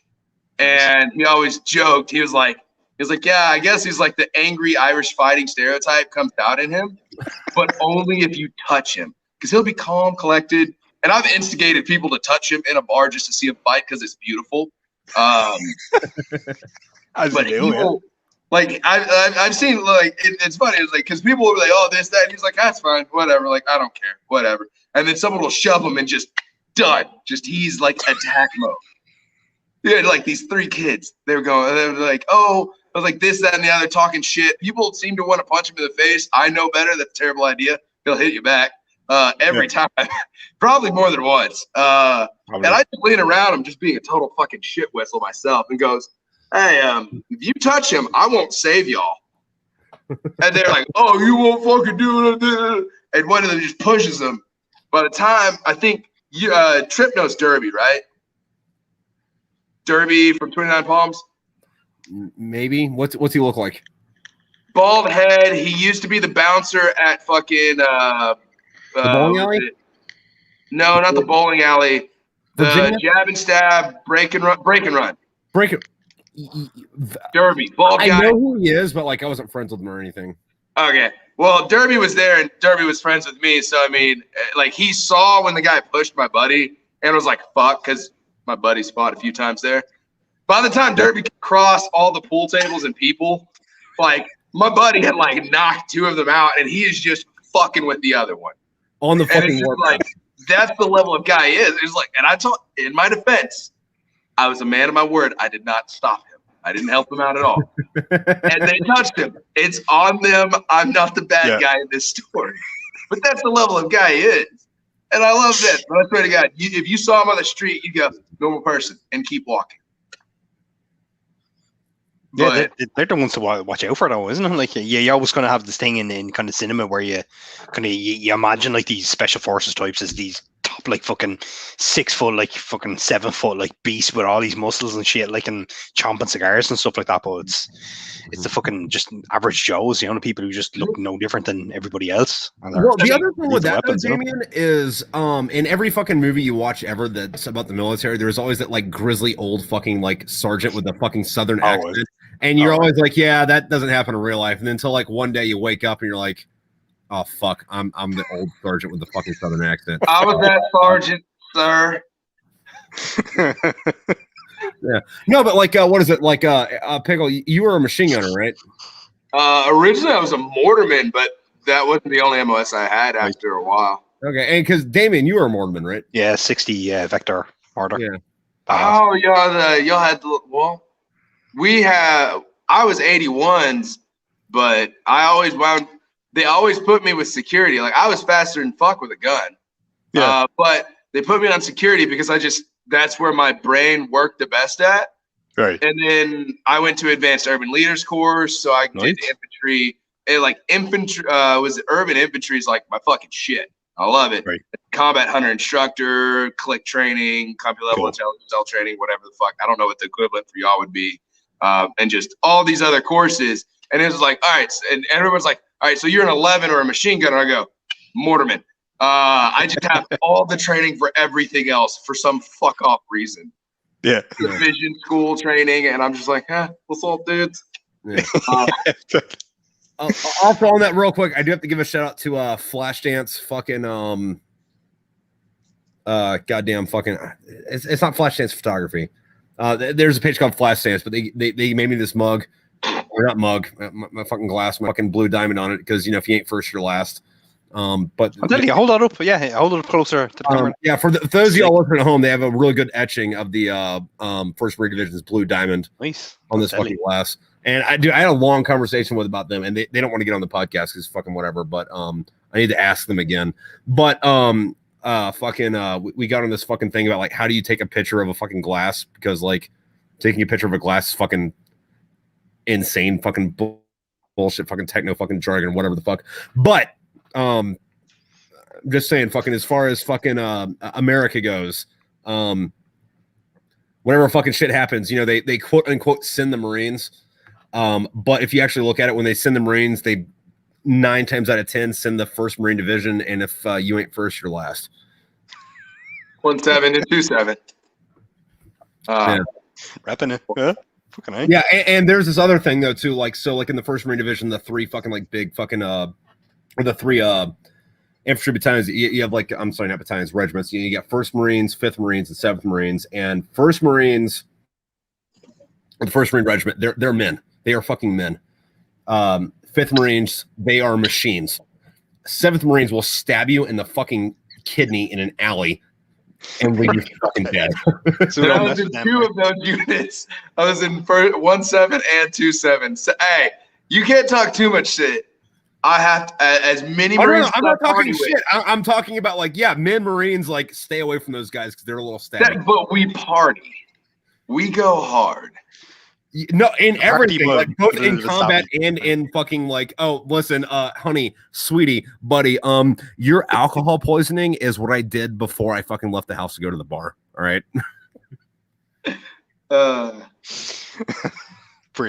when I was working with TTECG and shit with the Coyotes and everything, like my last job in the Marine Corps before I got out, I got to like one of the things was I got to evaluate one of the Hawaiian units. Yeah. Before their deployment, which they were like, I think this was their first deployment in many, many moons. Also, real quick, for the listeners at home and Damian, fucking so 7th, like most of the 1st Marine Division is down in Camp Pendleton, but like up in Trinidad Palms, which is about a 2-hour drive away, out in the fucking desert. That's where 7th Marines is stationed, but that's also where everyone does their pre-deployment desert training. Okay, cool. So you're from Hawaii, North Carolina, fucking other parts of California. Before you go to Iraq or Afghanistan, you come to 29 Palms for a month or 2 and learn how to like fight. You get to come and complain about the desert that I lived in. Yeah. In between deployments. But no, we evaluated, dude, first of all, they shot 2 of their own Marines with 50 cals on accident. And they drove a fucking MRAP through like three different like things of Constantine wire and then off of a 20-foot cliff.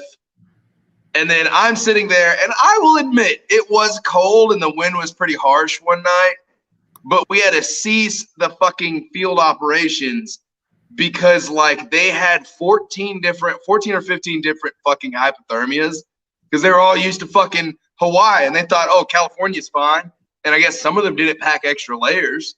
I'm like, yeah, but it's the desert in the wintertime. It's going to get cold at night. Yeah, that's an obvious. That's a given, you fuckers. Yeah. Oh, it was like February, so it's not like winter. Oh, yeah. Well, I mean, the other thing with that, though, too, is like people are like, yeah, it's cold in the desert. Yeah, and it doesn't get like, fuck you cold where it's like -20, but they'll do shit like in February and fucking like, that part of the fucking country. It's like, yeah, during the day, it's going to be 70 or 80, but as soon as the sun goes down, it's going to be like 20 or 30. Also, Damien, for a fucking reference, what is it like? 0 degrees Celsius is 32 American. So like it goes from being like really hot day to freezing. Right. Okay. Which outside of the desert, it doesn't do that. It only drops like 10, 15 fucking degrees day. Needless to say, they got non-deployable status. That is off for a second. Bad. That is bad. So they wound up not. This was like they hadn't deployed in a long, long time, and I'm assuming he's taking a piss. I'm guessing. But now they got pushed back again. And honestly, I can't blame the the units in Hawaii. They have no training ranges. They don't get a chance to train, and their training ranges are booked up. You got to book those like a year or two in advance. Yeah. So I mean, I can't say they're terrible because they're just terrible Marines or anything. They're terrible because the opportunity. They never get the opportunity to train. It's not our fault that like the 7th Marine Regiment is one of the best Marine, like infantry-wise. I'm going to disagree with you on that because you said one of the best, and I take exception to that. They're not one of the best. They are the best. And saying one of the best puts them on par with 8th Marines, which they're cool, but they're not 7th Marine. For desert and urban combat, 7th Marines is the best, but it's because as a sergeant, I could tell my lieutenant, hey, I want to take my guys to a range, and range 225 was right over the fucking hill. We just load up, head out there, and we'd be fucking training in a mount town. And if I had that harebrained scheme at fucking 8 a.m., we'd be out there by 2 o'clock. And I mean, honestly, that's it. That's with like some hangups. There's times I've been able to do it a lot faster. Yeah. And it's like, the other thing that goes into that though is how many people you're moving, and that does factor into fucking. Yeah. Now, if I said it, well, I mean, yeah, but because it's a lot easier to move a squad than it is a platoon. True, and I mean, well, actually, no, I could. Or a company. One time, I was platoon sergeant. I wanted to go to like 225, and because that was the TSE range. And it's the easiest one to get like permission to go to because you could technically have like 3 different units out there and not bother each other because it was relatively large. It wasn't a super tiny one, but it wasn't like huge. And it also had all of the buildings had hidden compartments in them to help teach with tactical site exploitation.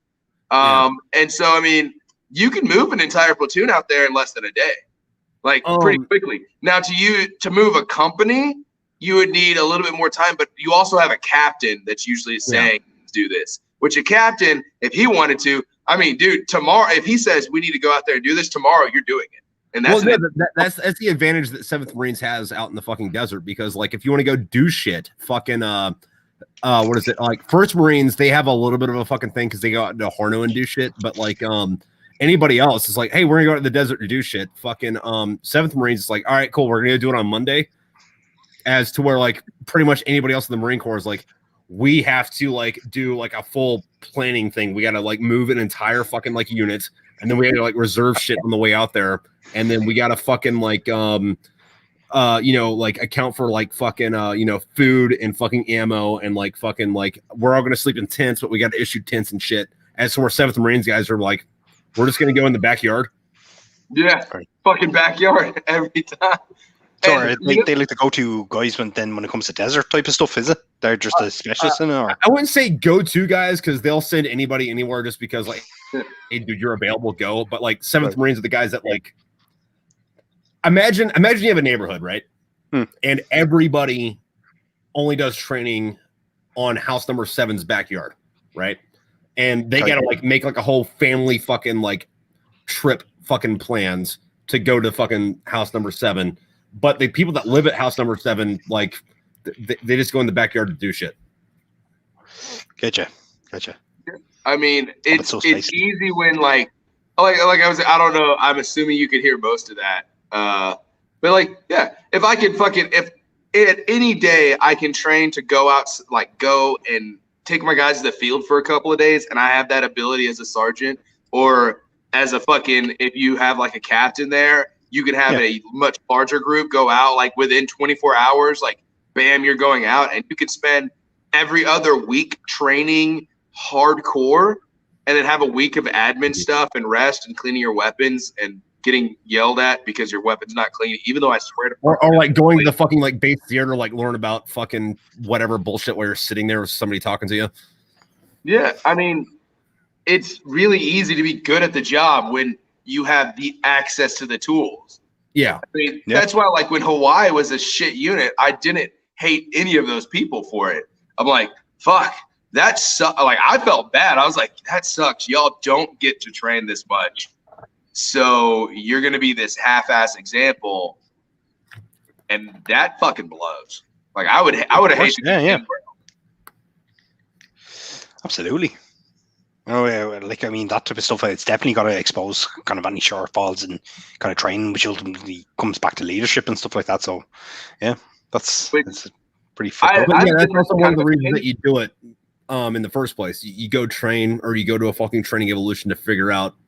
Like to train to do the right thing, but also figure out like what you're fucked up on and figure out how to unfuck yourself. Yeah, absolutely. So I mean, and I honestly like, I wrote a paper in college. I'm not a good writer at all. They did want to it was just like my second paper that the Ret department just would almost like I had to tell them fuck off. Like in the point where this was the paper that I had to like tell them if they kept bothering me, I would find a lawyer and I would sue the school because it was harassment. Because I wrote a paper on the Marine Corps and how we were getting rid of combat veterans. Right. And that was a big thing during because it was a time of peace. And because we're getting rid of combat veterans, the main reason was one of the like higher up sergeant majors, not the sergeant major of the Marine Corps, but one of them that works alongside of him. His reason was because a lot of the guys that go on these deployments and then come back, these combat veterans, they sometimes question officers, and it doesn't matter if the officer's new or seasoned, they need to listen to him. And I'm like, listen, fuck nugget, there's a reason you're questioning him. It's because the officer's fucking wrong. Like, stop just assuming that guy knows what he's doing. I'm sorry, college does not give you the ability to lead people. And that's my opinion.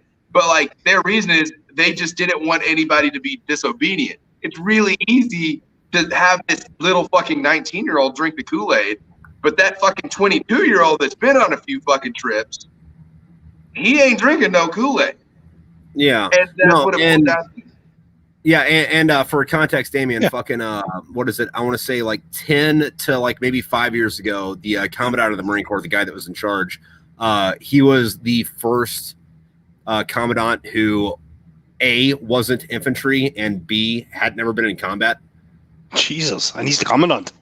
Yeah, and like everyone fucking hated it, and he had this fucking initiative to like, they called it the reawakening, but like, and it was all about like we need to make everybody more professional, but like on the underlayers of it is like we got to kick out everyone who's fucking been in combat because they're not taking our shit anymore, and we can't have them in the organization. That's was one of the things in my paper, and then I used my buddy Wade Fairbanks, Lieutenant Colonel Wade Fairbanks, basically the captain that was the beginning of MARSOC. He was my neighbor in 29 Palms, one of the coolest guys you'll ever know.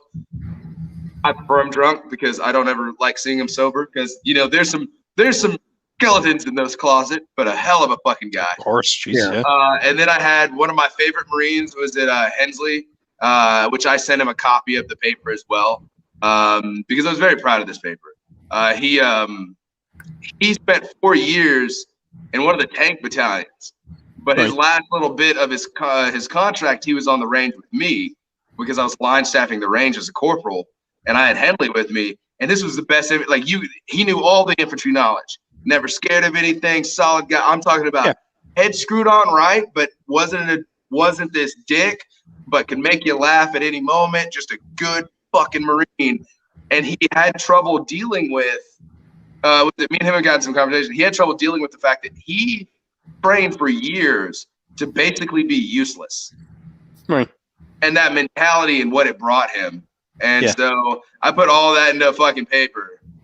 And what pissed me off is the more I looked into why the Marine Corps was like getting rid of like the combat veteran, the more I just got like pissed off writing. And it almost like my paper, I had to edit it a couple times because like towards the end, it kept turning into these angry rants. Understandable, yeah. It's like these fuckers. You can't say fucker in a college paper. Okay, these unscrupulous, insufferable beings, shit whistling cockbags. Yes, are not being done. But no, it's a legit thing, and I mean, it's really easy for that Marine in Hawaii to think, you know what, my life's good, it's fucking cool, and it's great and stuff. But you need that kid that fucking one-time NJP Lance Corporal in fucking 29 Palms that's angry, upset. He lives in the desert. He just lost his F-250 that got repoed, and now he's put it on a deployment. You need that kid. Yeah. Because he's going to be the sergeant that can tell people what not to do. But he's also going to be that angry sergeant that when you get shot in the fucking ass, Forrest Gump style, he fucking hits that building so goddamn hard, he makes their grandparents pussy quakes. And that's the guy you need. Makes sense. It makes perfect sense where you're kind of coming from with it, you know. And I think one thing's in the Smokepit kind of series, and I don't know what book it was, but there was I think Tripp, you made an argument about like officers in the Marine Corps, how they shouldn't be officers without having spent at least some sort of a term as a non-commissioned officer or as an enlisted person. Yeah, specifically for that, I think it was kind of tying in with what you're saying there, kind of Eric, that you have to have that at least the bare bones of an experience of being someone at the lower ranks to give kind of orders in the end, you know, after you've completed this term. And it kind of made perfect sense, you know, and kind of ties in what you're saying there about the comment on someone who doesn't have combat experience. How can you expect them to kind of understand the mindset of someone who's kind of like done a couple of tours and then lead them essentially, you know? So it's intriguing. It sounds like a great paper. Yeah, no, like I am of the firm mindset that a prerequisite to being a lieutenant should be a sergeant. Yeah, everyone should be Mustangs. Like day one sergeant. Like you could be day one sergeant, gonna be a lieutenant because you would have to deal with being a corporal. And if you could be a corporal, you can do fucking anything. Yeah, I think I told Tripp I had two officers. One of them, or both of them, were butter bars when we got to Iraq. Try to tell me how my ECP was supposed to be set up, although I was following the rule of the master sergeant, and and he was following the rule of the gunny, who was the advanced machine gun instructor. He was the leader instructor, whatever the fuck. Yeah. So this guy basically how to set up machine guns on a post was his fucking life for like as long as he was at that schoolhouse. So this is the subject matter expert, and so I'm listening to him. I'm not listening to fucking goddamn Brian over here. And so he fucking, and they told me, well, you need to move this guy here, do this here. And I go, okay, cool. They left and I didn't do it. I was like, no, fuck that. I'm not endangering anybody. And then they came back, they got upset. I got 6105 pending NJP. And they tried to argue, but the captain that was there hated me because I was talking shit on CrossFit a couple days earlier. And he took that personal. So when he got relieved of command because he was overweight and couldn't complete PT's test and stuff, which is shocking, was it the captain that replaced him was a fucking Mustang. He was because fucking whatever. Damien, a Mustang is someone who is enlisted and then. I read it in the Harry Turtledove books. That's what I know, Mustang. Yeah. Right. So he was a Mustang. He pulled me in his office and pulled those two officers in his office and they were butthurt because one of them told me that that they knew more than me, and I told them I'd been in the Marine Corps longer than they were in college and the Marine Corps, and this wasn't my first rodeo, or probably as I pronounced it then, rodeo. So the captain though, he's like, all right, well, like, what is this? And he goes, I already talked to the gunny, I already talked to Master Sergeant, and basically this is an unauthorized order. He's getting charged with defying, and he just rips up the 6105 right there. No way. Nice. And, what's up? Go on. Oh no, I just went on my way. They didn't like me from that time after because I questioned everything they fucking said. But they were more worried about their pride and being their version of right than worrying about the mission and the guys. Yeah. Gotcha, yeah. Yeah, no. So that kind of reminds me. I was at this party right before I got out. It was back in 29 Palms. We were at my captain's house, and there was a lot of shit. There was a lot of people there, like everybody from like Lance Corporal to fucking like Light Colonel, you know. And I was in the captain's house. Yeah, and I was in this fucking hot tub, and we're all fucking hanging out. The captain's house. yeah, and this fucking lieutenant, we're talking about some shit, and this lieutenant calls me a fucking pogue, right? And for Damien, pogue is personal other than non-infantry guys, right? Right. And it's in Marine Corps culture, that's on the level as it's that's as bad as a racial slur, right? Right. Okay. So she calls me a fucking pogue, and I'm like, ma'am, when did you graduate high school? And then she's like, oh, I graduated high school in fucking whatever fucking year. I was like, all right, so I've killed more people than you fucked, and the last time I killed somebody was before you got finger banged the first time. Shut the fuck up. And then said it to an officer. Yeah, I got a lot of dirty looks out of that, but like nobody said anything after that, and it kind of ruined the fucking mood. But like, fair point. That's By the time I got back from my last deployment, and I think I had got promoted as sergeant by then, I accompanied one of my friends who was a female. She was a corporal to her Marine Corps ball. Yeah. And I was like, I'm not wearing my fucking dress blues. Everyone can eat my dick. So I wore just a suit and, no tie. Fuck that, because I hate ties. I'm in a Budweiser tank top. You think I'm a man that I do wear ties at my normal job, though. I fucking hate it. But I've got my fucking suit on and everything. But I had my stat nicely hidden under my fucking blazer. So I've got my full fucking stack from my deployments and everything, all my fucking ribbons and stuff. And because I knew it was gonna happen eventually. Yeah. So we're in fucking Vegas, and everyone's like, yeah, we're at the Flamingo. I don't know how many Marine Corps balls I've had at the Flamingo, but dude, I don't care. The fucking Flamingo is great. Everyone says the Flamingo is the trailer trash fucking like casino of fucking Vegas. I don't give a fuck. It's a good time. And Jimmy Buffett has a bar and 2 bars in it. So I mean, it's worth the stop. So I'm just there, and one of his guys, I was like, it was a staff sergeant, was like being a doucher, and I was like, hey, I remember when I had those ribbons. And he just like looks at me, and I was like, well, I didn't have the good cookie, but I think the last time I had those ribbons was, and I just kind of like, I think I was a private or a PFC. And he just looks at me, and I was like, oh yeah. And he goes, oh really? What have you done? I was just like, woohoo! And I've got my 3 rows plus 1, and I was like, hi. And I just gotta close it back up. And he's like, what rank are you? And I was like, not on the job, sir. He's like, I'm a staff sergeant. I was like, I don't care. Dude, so my last ball that I went to, there was this guy fucking and he lived in our barracks. He's a fucking douchebag. Fucking I don't want to say his name. Actually, you remember Ramsey? Wait. MP, military police guy? Yeah, I know Ramsey. Okay, so anyway, fucking he goes to the fucking recon thing. He passes all the recon shit, but like they have that like vote at the end. I'm sorry, he doesn't do recon. He goes to MARSOC, right? He goes to MARSOC, passes all the shit, and they do that like peer evaluation thing, and everyone's like, "You're a douchebag. We don't want you here." So he gets voted out of being fucking MARSOC. So he comes back, and then he goes recon, and since recon doesn't have a peer evaluation thing, fucking he passes that, but like he comes back to the unit because he's got to wait for a bit to like, go down to fucking like first recon, and we're at the fucking ball, and like I've given this dude a lot of shit at the barracks. Like at first it was kind of like fucking fucking playful fucking whatever shit until like he got malicious with it and was like, okay, all right, buddy, let's do this shit. But anyway, fucking he comes up to me with this fucking like jump wings and his like scuba bubble fucking like thing and both of his ribbons, and he's like, I'm part of the community now, but you don't know what that's like, do you?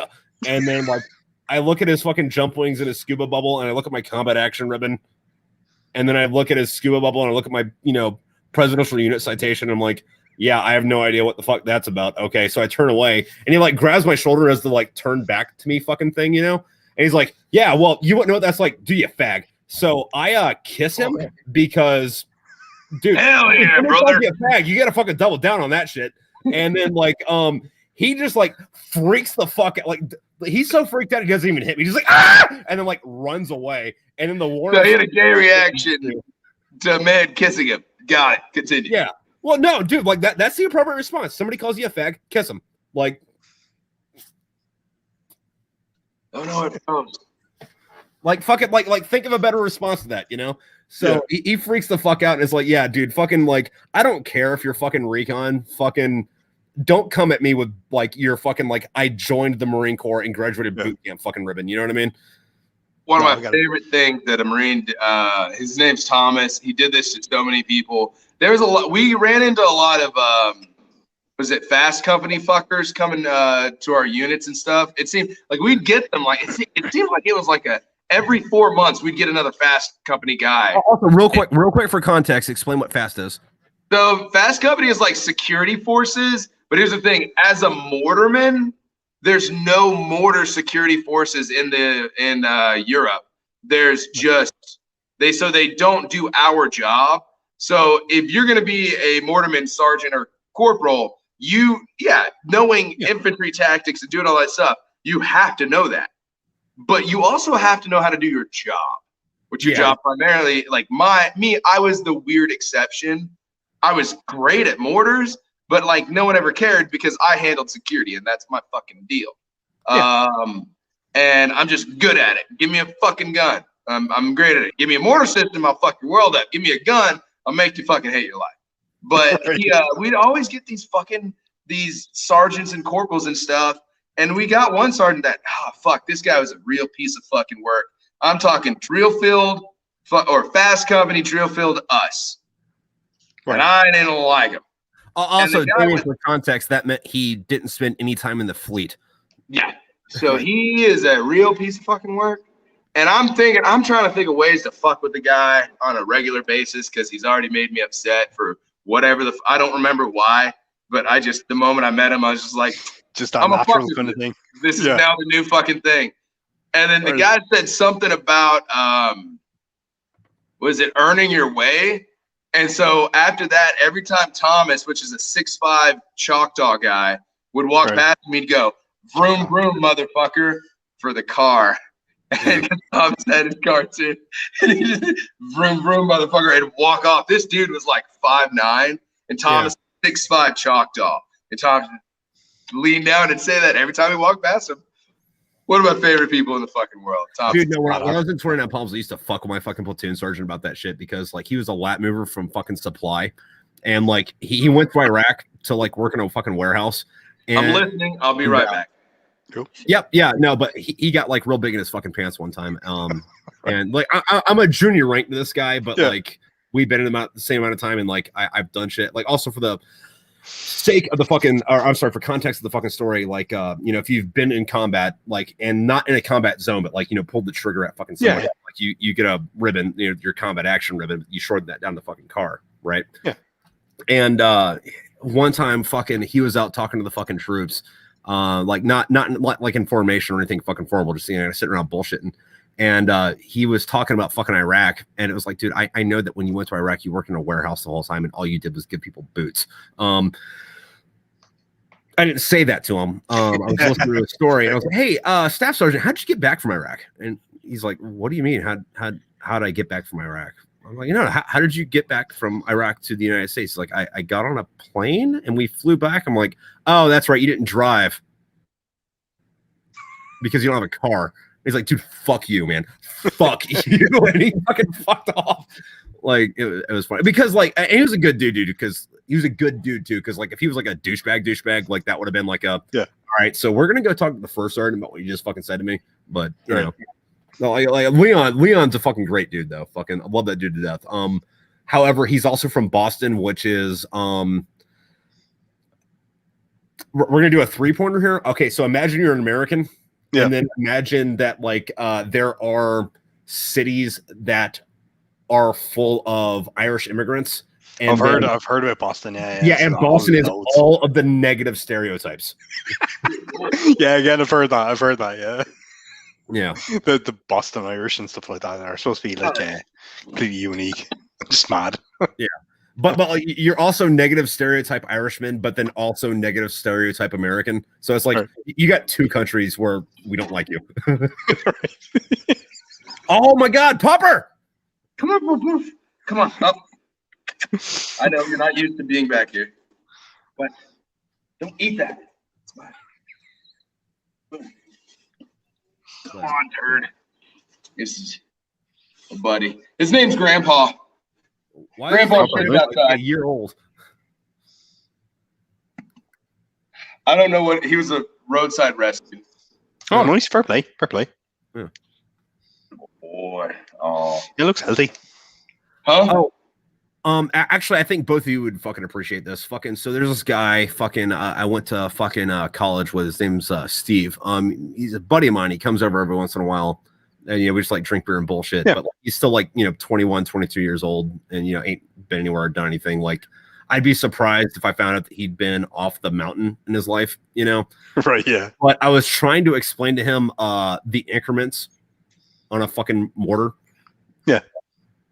Which, like, to you guys, you know what that shit is, but it's like if you're trying to explain that to somebody else, it's like, so there's this like C-shaped thing of gunpowder you clip on the fucking tube, and he's like, what? I'm like, no, this makes sense. This makes sense. I just don't know how to say it. Imagine the round is a bullet, but you have to like put the casing around it. All right, so I can tell you're not a primitive gun hunter. So if you've got a modern fucking muzzle loader, you have charges. You have these little briquettes that you put down the barrel, and like depending on how many grains you want, it's like loading a muzzle loader. You put more grains in it, the fucker goes faster and further. You put less grains in it, it goes slower and closer. Yep. Yeah. We were also like really drunk, and I didn't have the fucking like mental cognizance. It happens. Well, render that fucking analogy. Yeah. Next time you have like one of your Appalachian cousins questioning stuff, just call me and I'll explain it to him. Hey, listen. I'm originally from down south, but like I'm from a city, so I'm gonna give you to my buddy who can be a redneck translator for me. Yeah.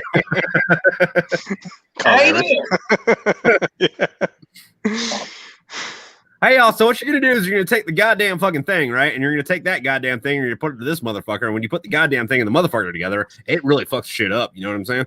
When you put a goddamn scorpion right after, yeah. Which did you? Yeah. Also, Damian, for fucking serious though, fucking if you get the chance to get close to Mexico, fucking like eat the fucking scorpion. It's good. Oh no, yeah, no, totally. It's intriguing. I can't like I suppose wrap my head around why anyone would look at a scorpion and kind of say, "Hey, I wonder what it tastes like." But at the same time, I'm going like, yeah. Same thing. Look at what it looks like. Look, it's fucking. All right, who's the first person to figure out if you sucked on a cow's tit?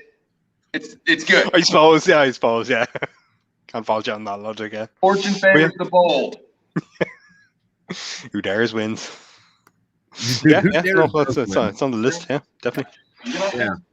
Yeah, fucking what is it? The SAS's thing is who dares wins, but like the other one that I like, it means the same thing as fortune favors the bold. Yeah, it's cool. Yeah. I like the whole the Vae Victus, Woe to the Vanquished, because it's based on like we learned all that stuff in school. We had this like hyper like I suppose nationalized kind of education thing when it comes to history. So just you, yeah. All of us. I suppose everybody, but I suppose I just love looking back in it. I suppose given the context of all the mad kind of political stuff. Insert country here is number one. That's how it goes. I was thought that but apparently we conquered like Rome, like that's why they seceded from Mexico. Say what? I was taught that the Mexican government was abusing the Texas area, and that's why they left, and America saved them. Just walked in. Well, no, what really happened was Mexico was in a really bad civil war, and Texas was like, nah, fuck y'all, we're out. Yeah. And then, what were you saying, Damien, about the fucking Irish fucking? Yeah, like again, kind of, I suppose no different to a vast majority of countries, but we had this whole like, these are all the fantastic things that we've done and stuff like that, So it was like the Celts were the first kind of race of people to ever invade Rome and kind of conquer Rome, with the exception of the Citadel. So like basically the Celtic kind of like, they weren't a unified army, but they were just like shitload of fucking Celtic warriors who were like the people. Yeah, the people. Yeah, exactly. Yeah. They were just like just all these mass like tribes invaded Italy, wiped the shit out of the fucking northern Italy, went into Rome, took over Rome, massacred all the fucking Roman kind of like higher up families, and those that were lucky enough kind of escaped to the Citadel, which is like the fortified part of the city. But whatever was left of the nobility kind of came out, and we're like, right, okay, look, you've taken over 90% of the city. What do we need to do to get you to fuck off, you crazy Celtic bastards? And they were like, right, we need X amount of gold. So they basically pulled out a weighing scales, which is what they used at the time to kind of measure out kind of currency. So you had like a couple of chunks of lead on one kind of side of the weighing scale, and then you put gold on it to kind of measure whatever the exact weight of it was. But when the Romans were kind of paying whatever they had to get the Celts out, some Roman kind of like member of the nobility kind of pointed out that the lead was kind of heavier, so it meant that you were paying more gold than you were supposed to in term like as part of the terms of the agreement for the Celts to pull out.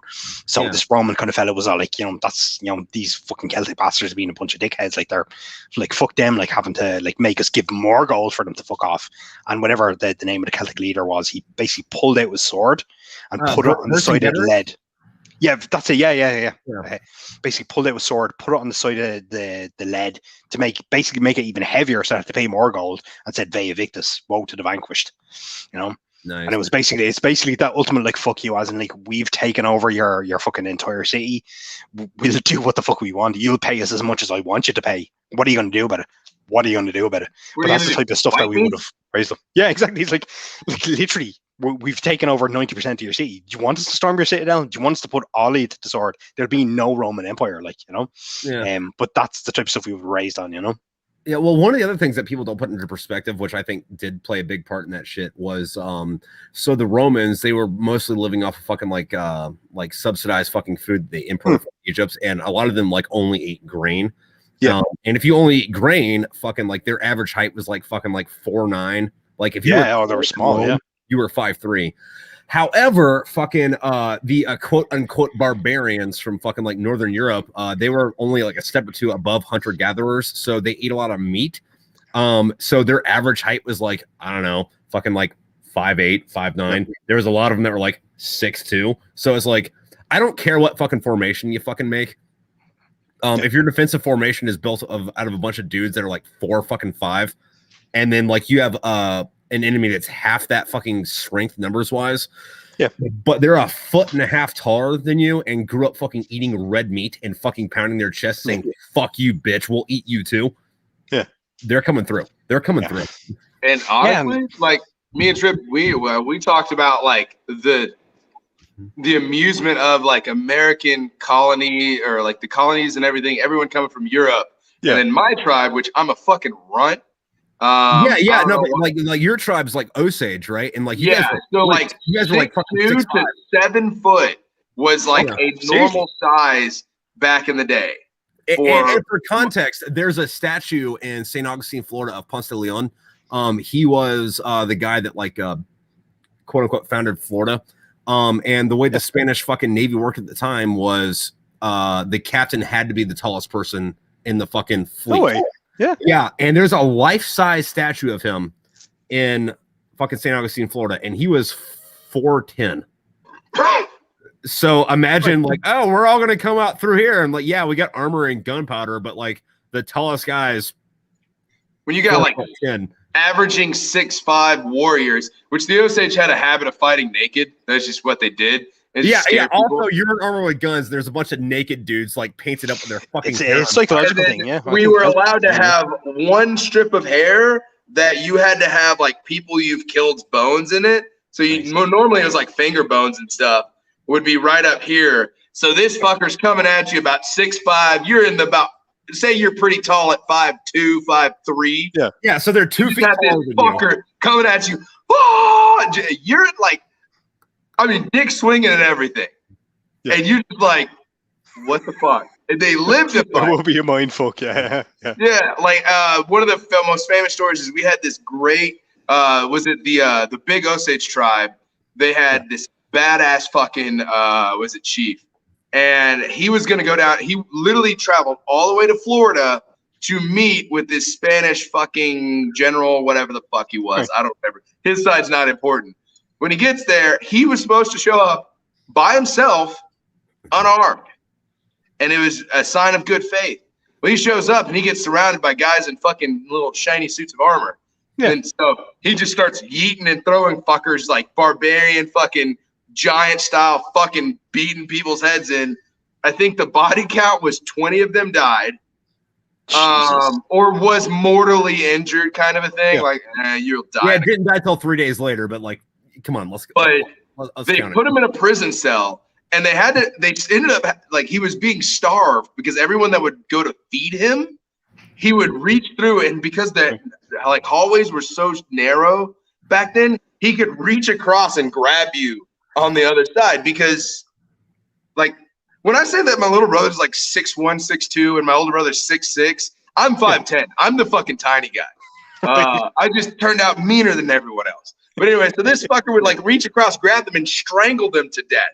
And like he had like knife wounds and stuff. They would be stabbing him, and he's just strangling the life out of them. Jeez. And he'd just sit there and wait for the next fucker to come by. He'd eat the food, but that guy's now dead. So they started starving him. So he said, fine.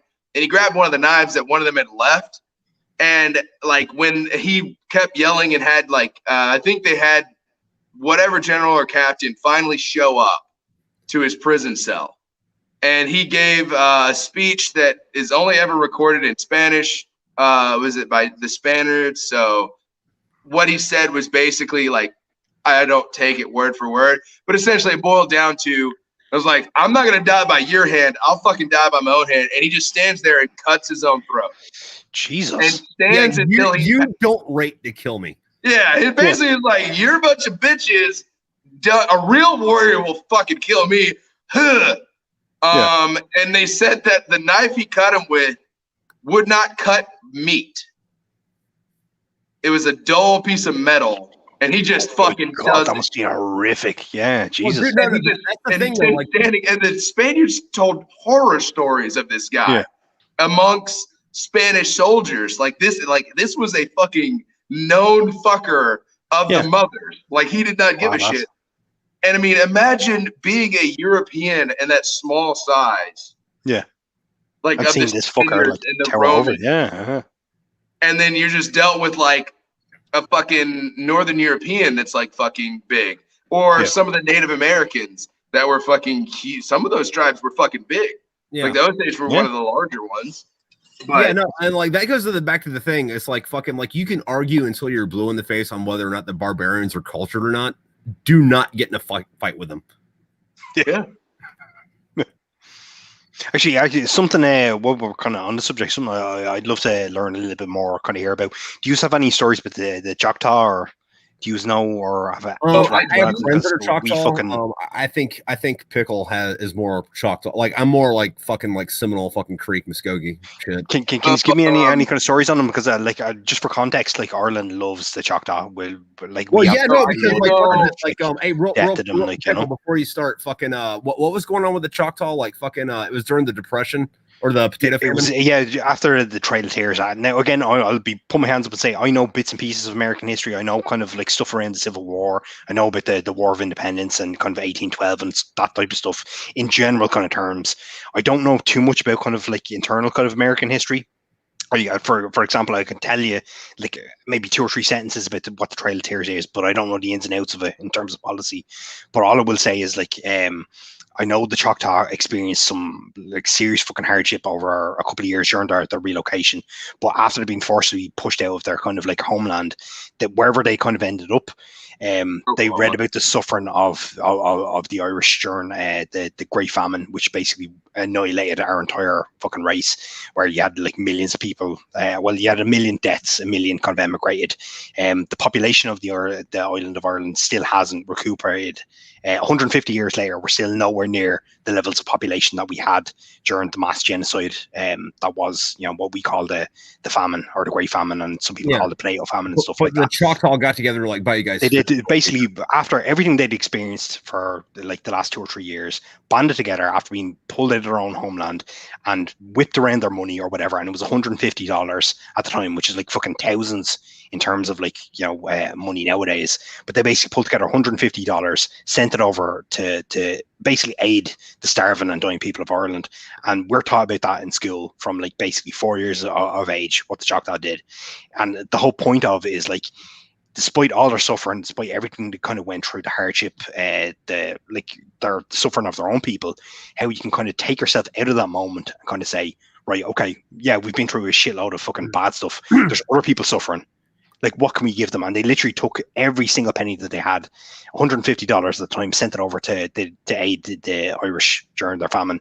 And since then, we've like this blood debt like type of thing. It's proper like we love them, like, I can't give you like just specific stories, but like stuff like that's kind of like always been a told thing.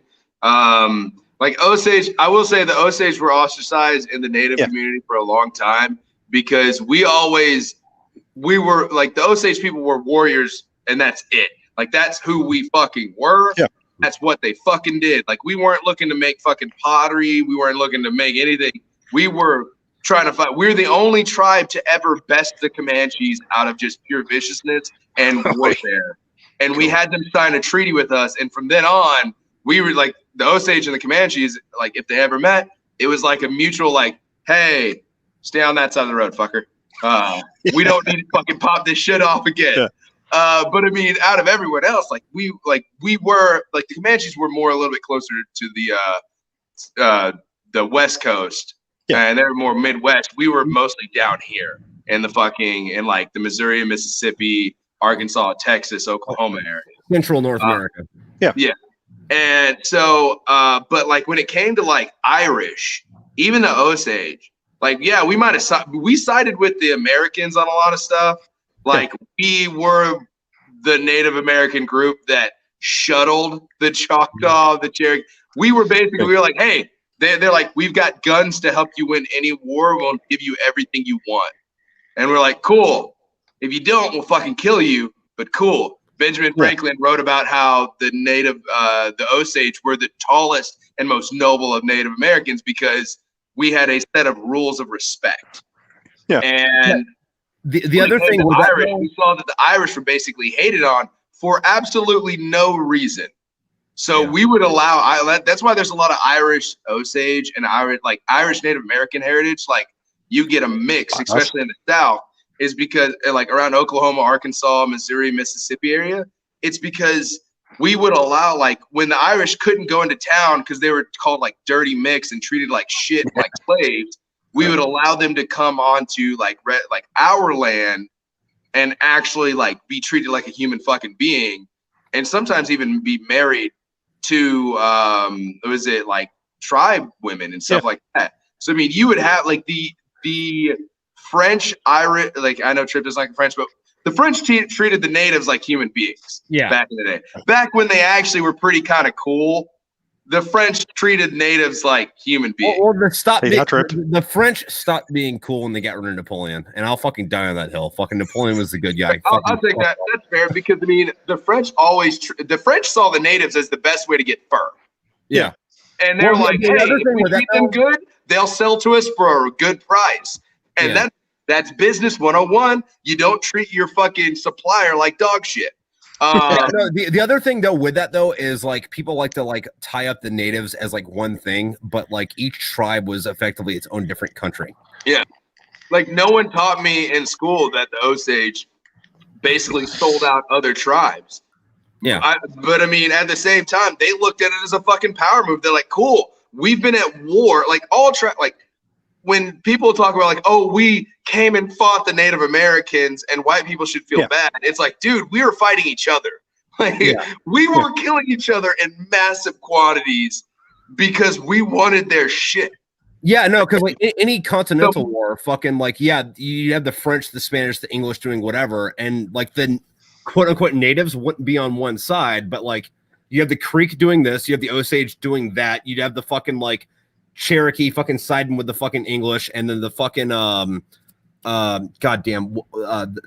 whoever Ottawa is named after, those motherfuckers siding with the fucking French. So it's like, imagine like someone else invading Europe, and then like the Germans side with these guys, and the English side with these guys, and the fucking French side with these guys. Like it's that makes sense. I think it gets lost in translation, but like because Native when you read culture, it, we're always taught to have like a very kind heart towards Irish, because it's like the fact that someone would be shipped all the way over to this country, treated like a slave, and then just like treated like literally filth for no fucking reason. Like that person deserves a little bit of help, because like you don't just let someone get fucked over. I mean, if the guy challenges you to a fight, give him an honorable fight. But I mean, you're also like, it's kind of the thing, like the best warrior in the world would never just kick a puppy. No, it makes sense. It does make sense. And I mean, the Irish also had their own set of tactics. I know that they helped with the Caddo a lot, and they were in like Caddo area, and the Irish people brought over they called it unconventional to Native American tactics, which was essentially the idea that you could just go into town, start being nice to people, and then go, okay, fuck you, and just start fighting everyone there. You don't have to just raid the village. You can just walk into it and then start fighting. And that was like something that was unheard of to natives. But it was like, but the Irish brought that to the Caddo. That still happens to this day. Basically, it's a thing of, I'm going to walk into a bar, buy this guy that I know I'm about to fight a beer. They go, all right, drink a beer. I'm fucking you up now, bud. And that's it's funny because it's true. Like 150 years later, and it's still ongoing. Like that is the style. The fucking Irish bar tactic.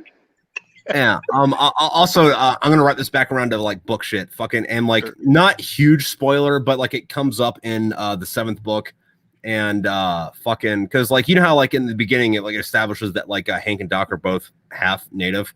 Yeah. It doesn't tell you fucking whatever, but like in the 7th one, it comes out to where like Hank's half Seminole and Doc is Choctaw. Yeah. So I love that, by the way. Yeah. I really appreciate that. So shit, that's a spoiler because you were asking if Doc existed. Anyway, moving on. We can edit this bit out. Yeah. It's live. There's no editing it out. Yeah. It's already on YouTube. Fuck. All right. But I do remember the reference, like, and again, that's something for all Irish people. We fucking love the Choctaw to the end of time. Basically, for that one kind of act that happened 150 years ago, before I was even born, before my grandparents were born and stuff like that. It's just age old. It's always going to be there.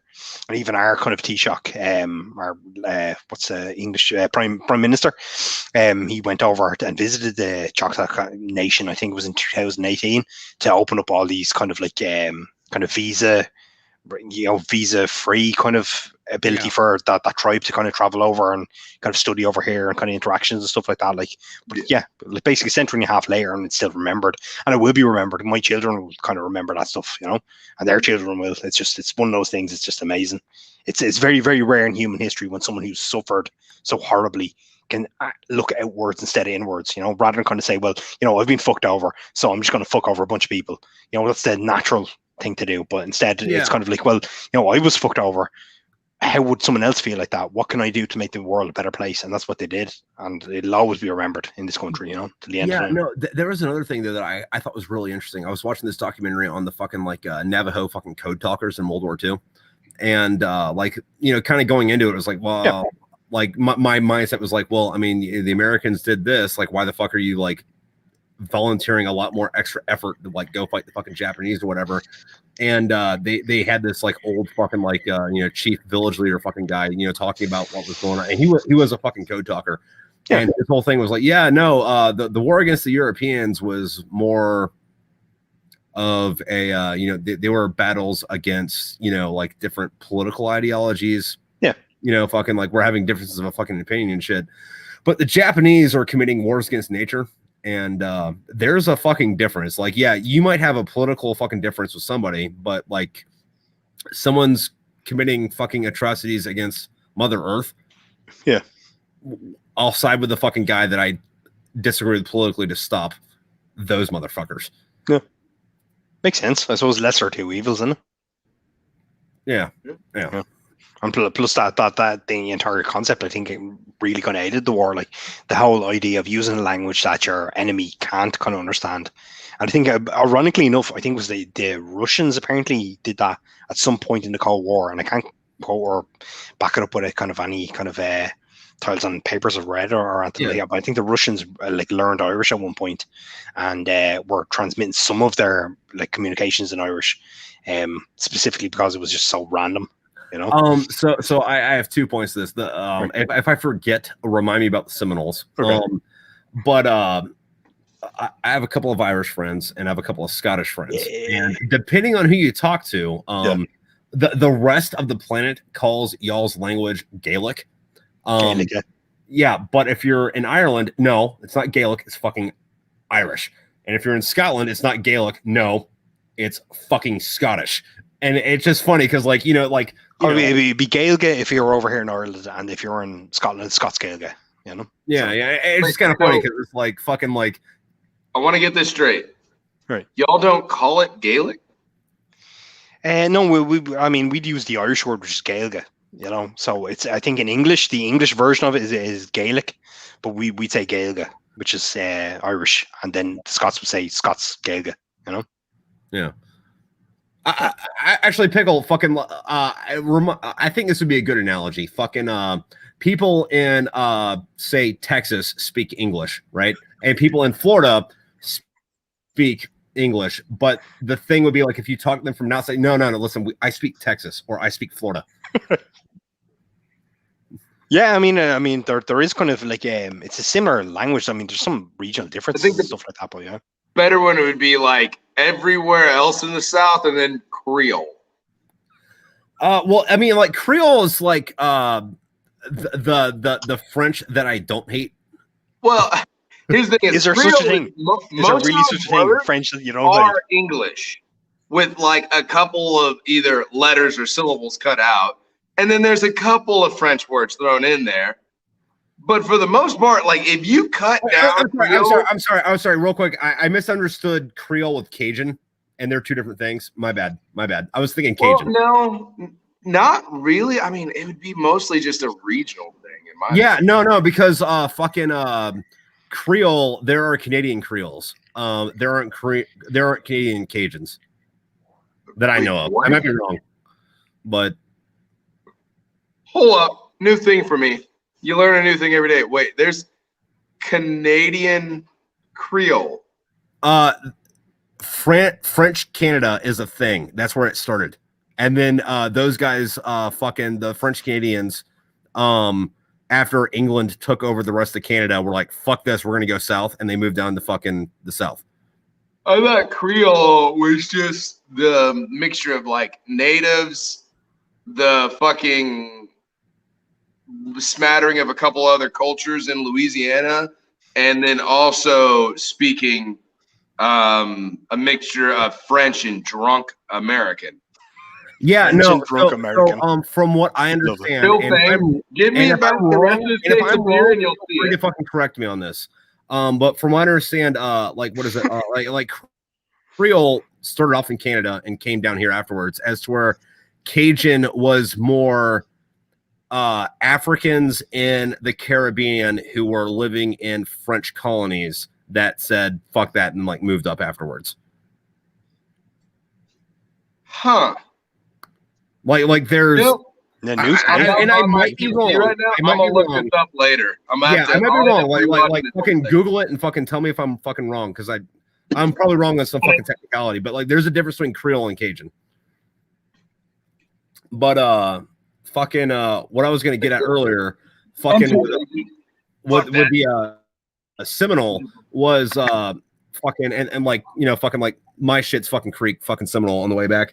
But fucking the reason that the Seminole Reservation is where it is in fucking Southern Florida was because they were trying to kick them out and move them to fucking Oklahoma, like they did with, like, you know, fucking pretty much everybody else on the fucking East Coast. But there's a really fucking famous quote. It's a Marine Corps quote, fucking like, you know, gone to fight the Indians, be back when the war's over.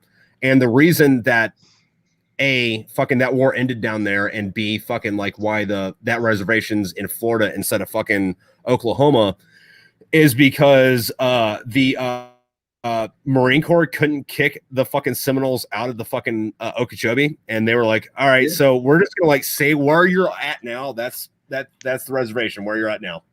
We're not gonna bother you moving you to fucking Oklahoma. You didn't win. I'm letting you keep your spot. Yeah.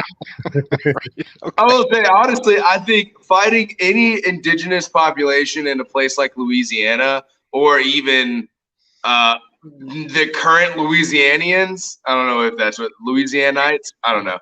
But it'd be a lot like fighting like the Russians in the winter. If you fight the fuckers in Louisiana in the summer, you're not going to Vietnam with alligators and crystal meth. Yeah. Take a pass. And then think about this: in the winter, we still get the negatives. Now you're dealing with wet, cold on a whole nother level. Like, you're talking about like everyone thinks Louisiana stays hot year round. No. It'll hit -10 in Louisiana. Yeah. Now I want you to imagine all this terrible fucking land. And basically everywhere you step could be ice, could be water, could be land. We don't know.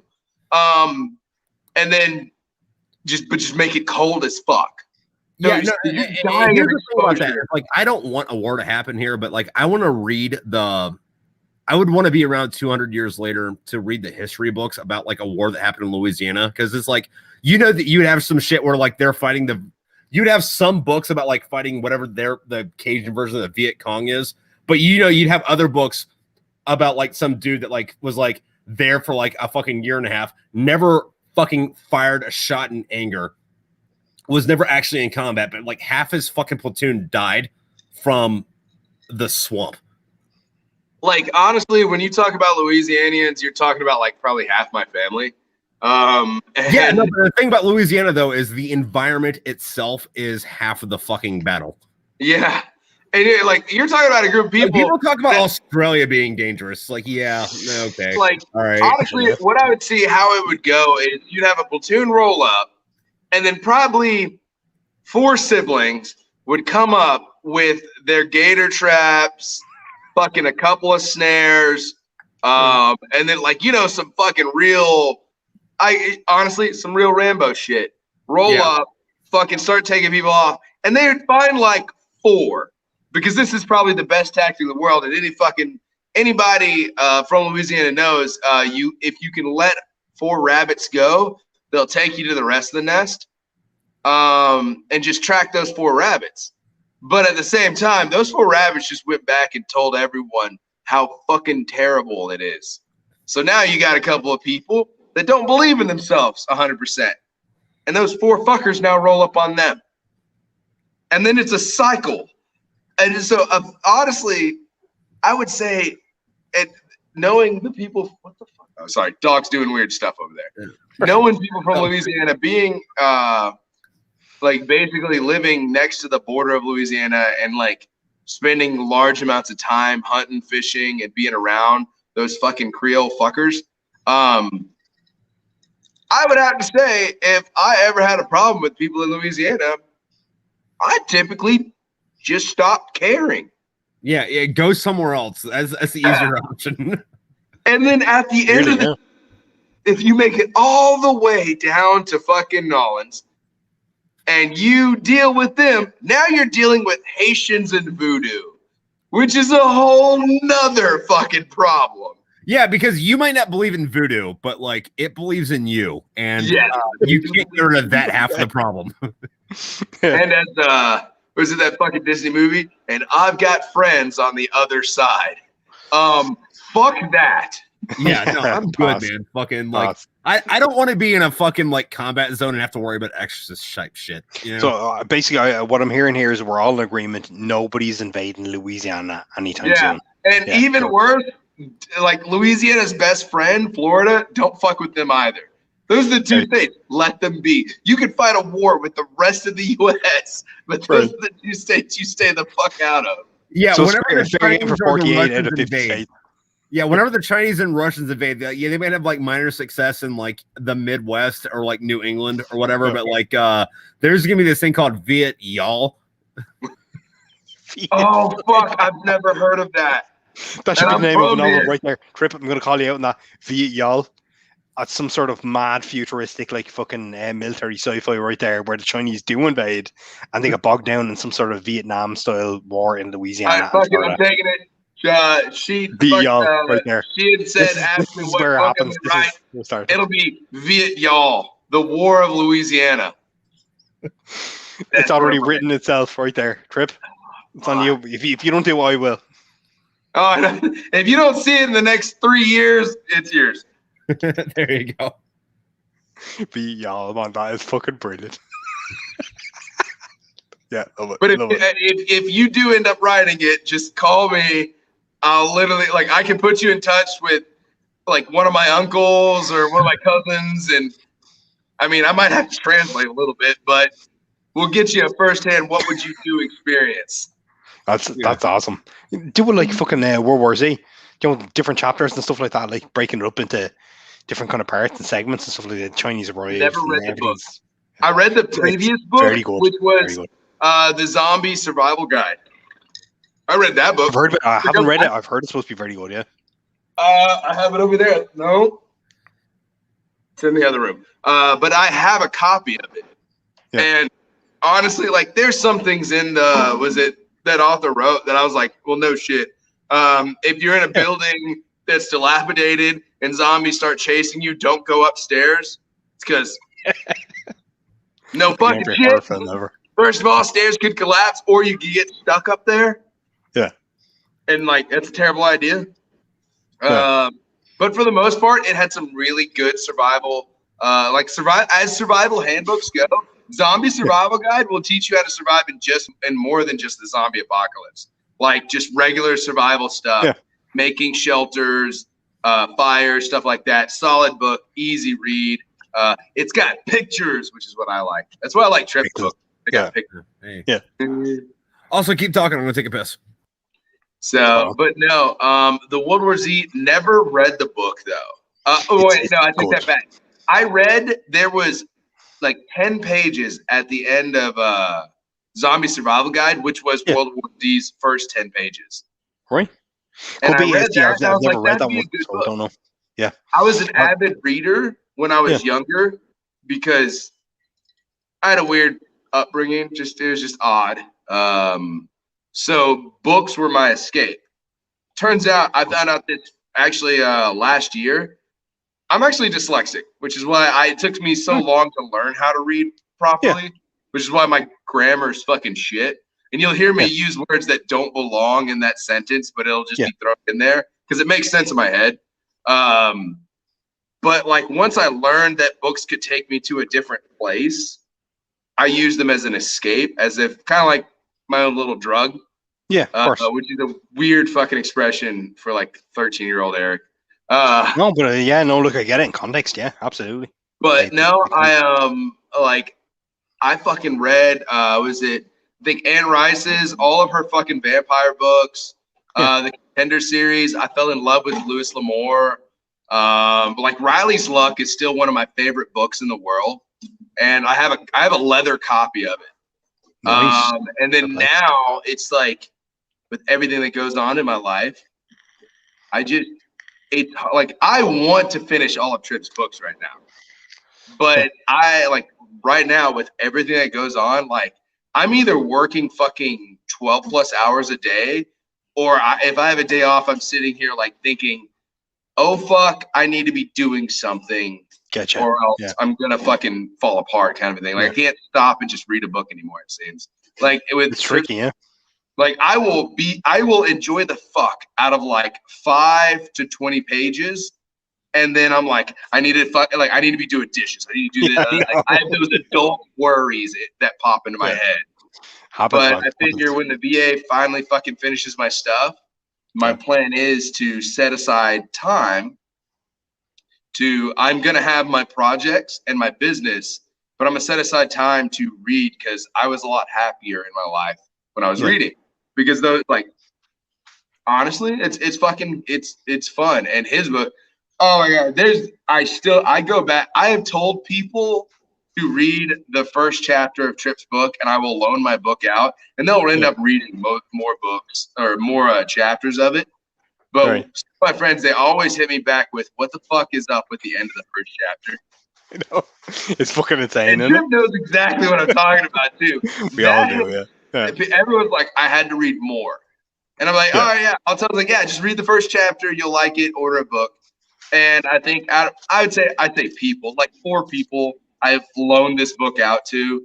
And just, they were like, I'm buying a copy. And now they have copies of them. But, and I mean, I got most of the way through the first one. And then my ADHD ass has also started on the other ones. Right. And then I'll go like, oh, wait, no, I need to go back and read finish the first. Yeah, I'm jumping back and forth kind of a thing. But happens. I always get the thing is like, I never expected the end of the first chapter. I was like, yes, now read the rest of it. And they'll order the book and they'll be fucking loving it. But I mess with my friends. My buddy Eddie, he wants a signed version of his book. The way you did your literature for mine, the Pickle. I don't know if you remember that at all. You drew a pickle in the front of my book and made it Pickle Eric. Can you? I can't hear you. How about now? Now I can hear you. I haven't been able to hear you in a while. Oh yeah, no. Fucking tell him to fucking DM me. Fucking.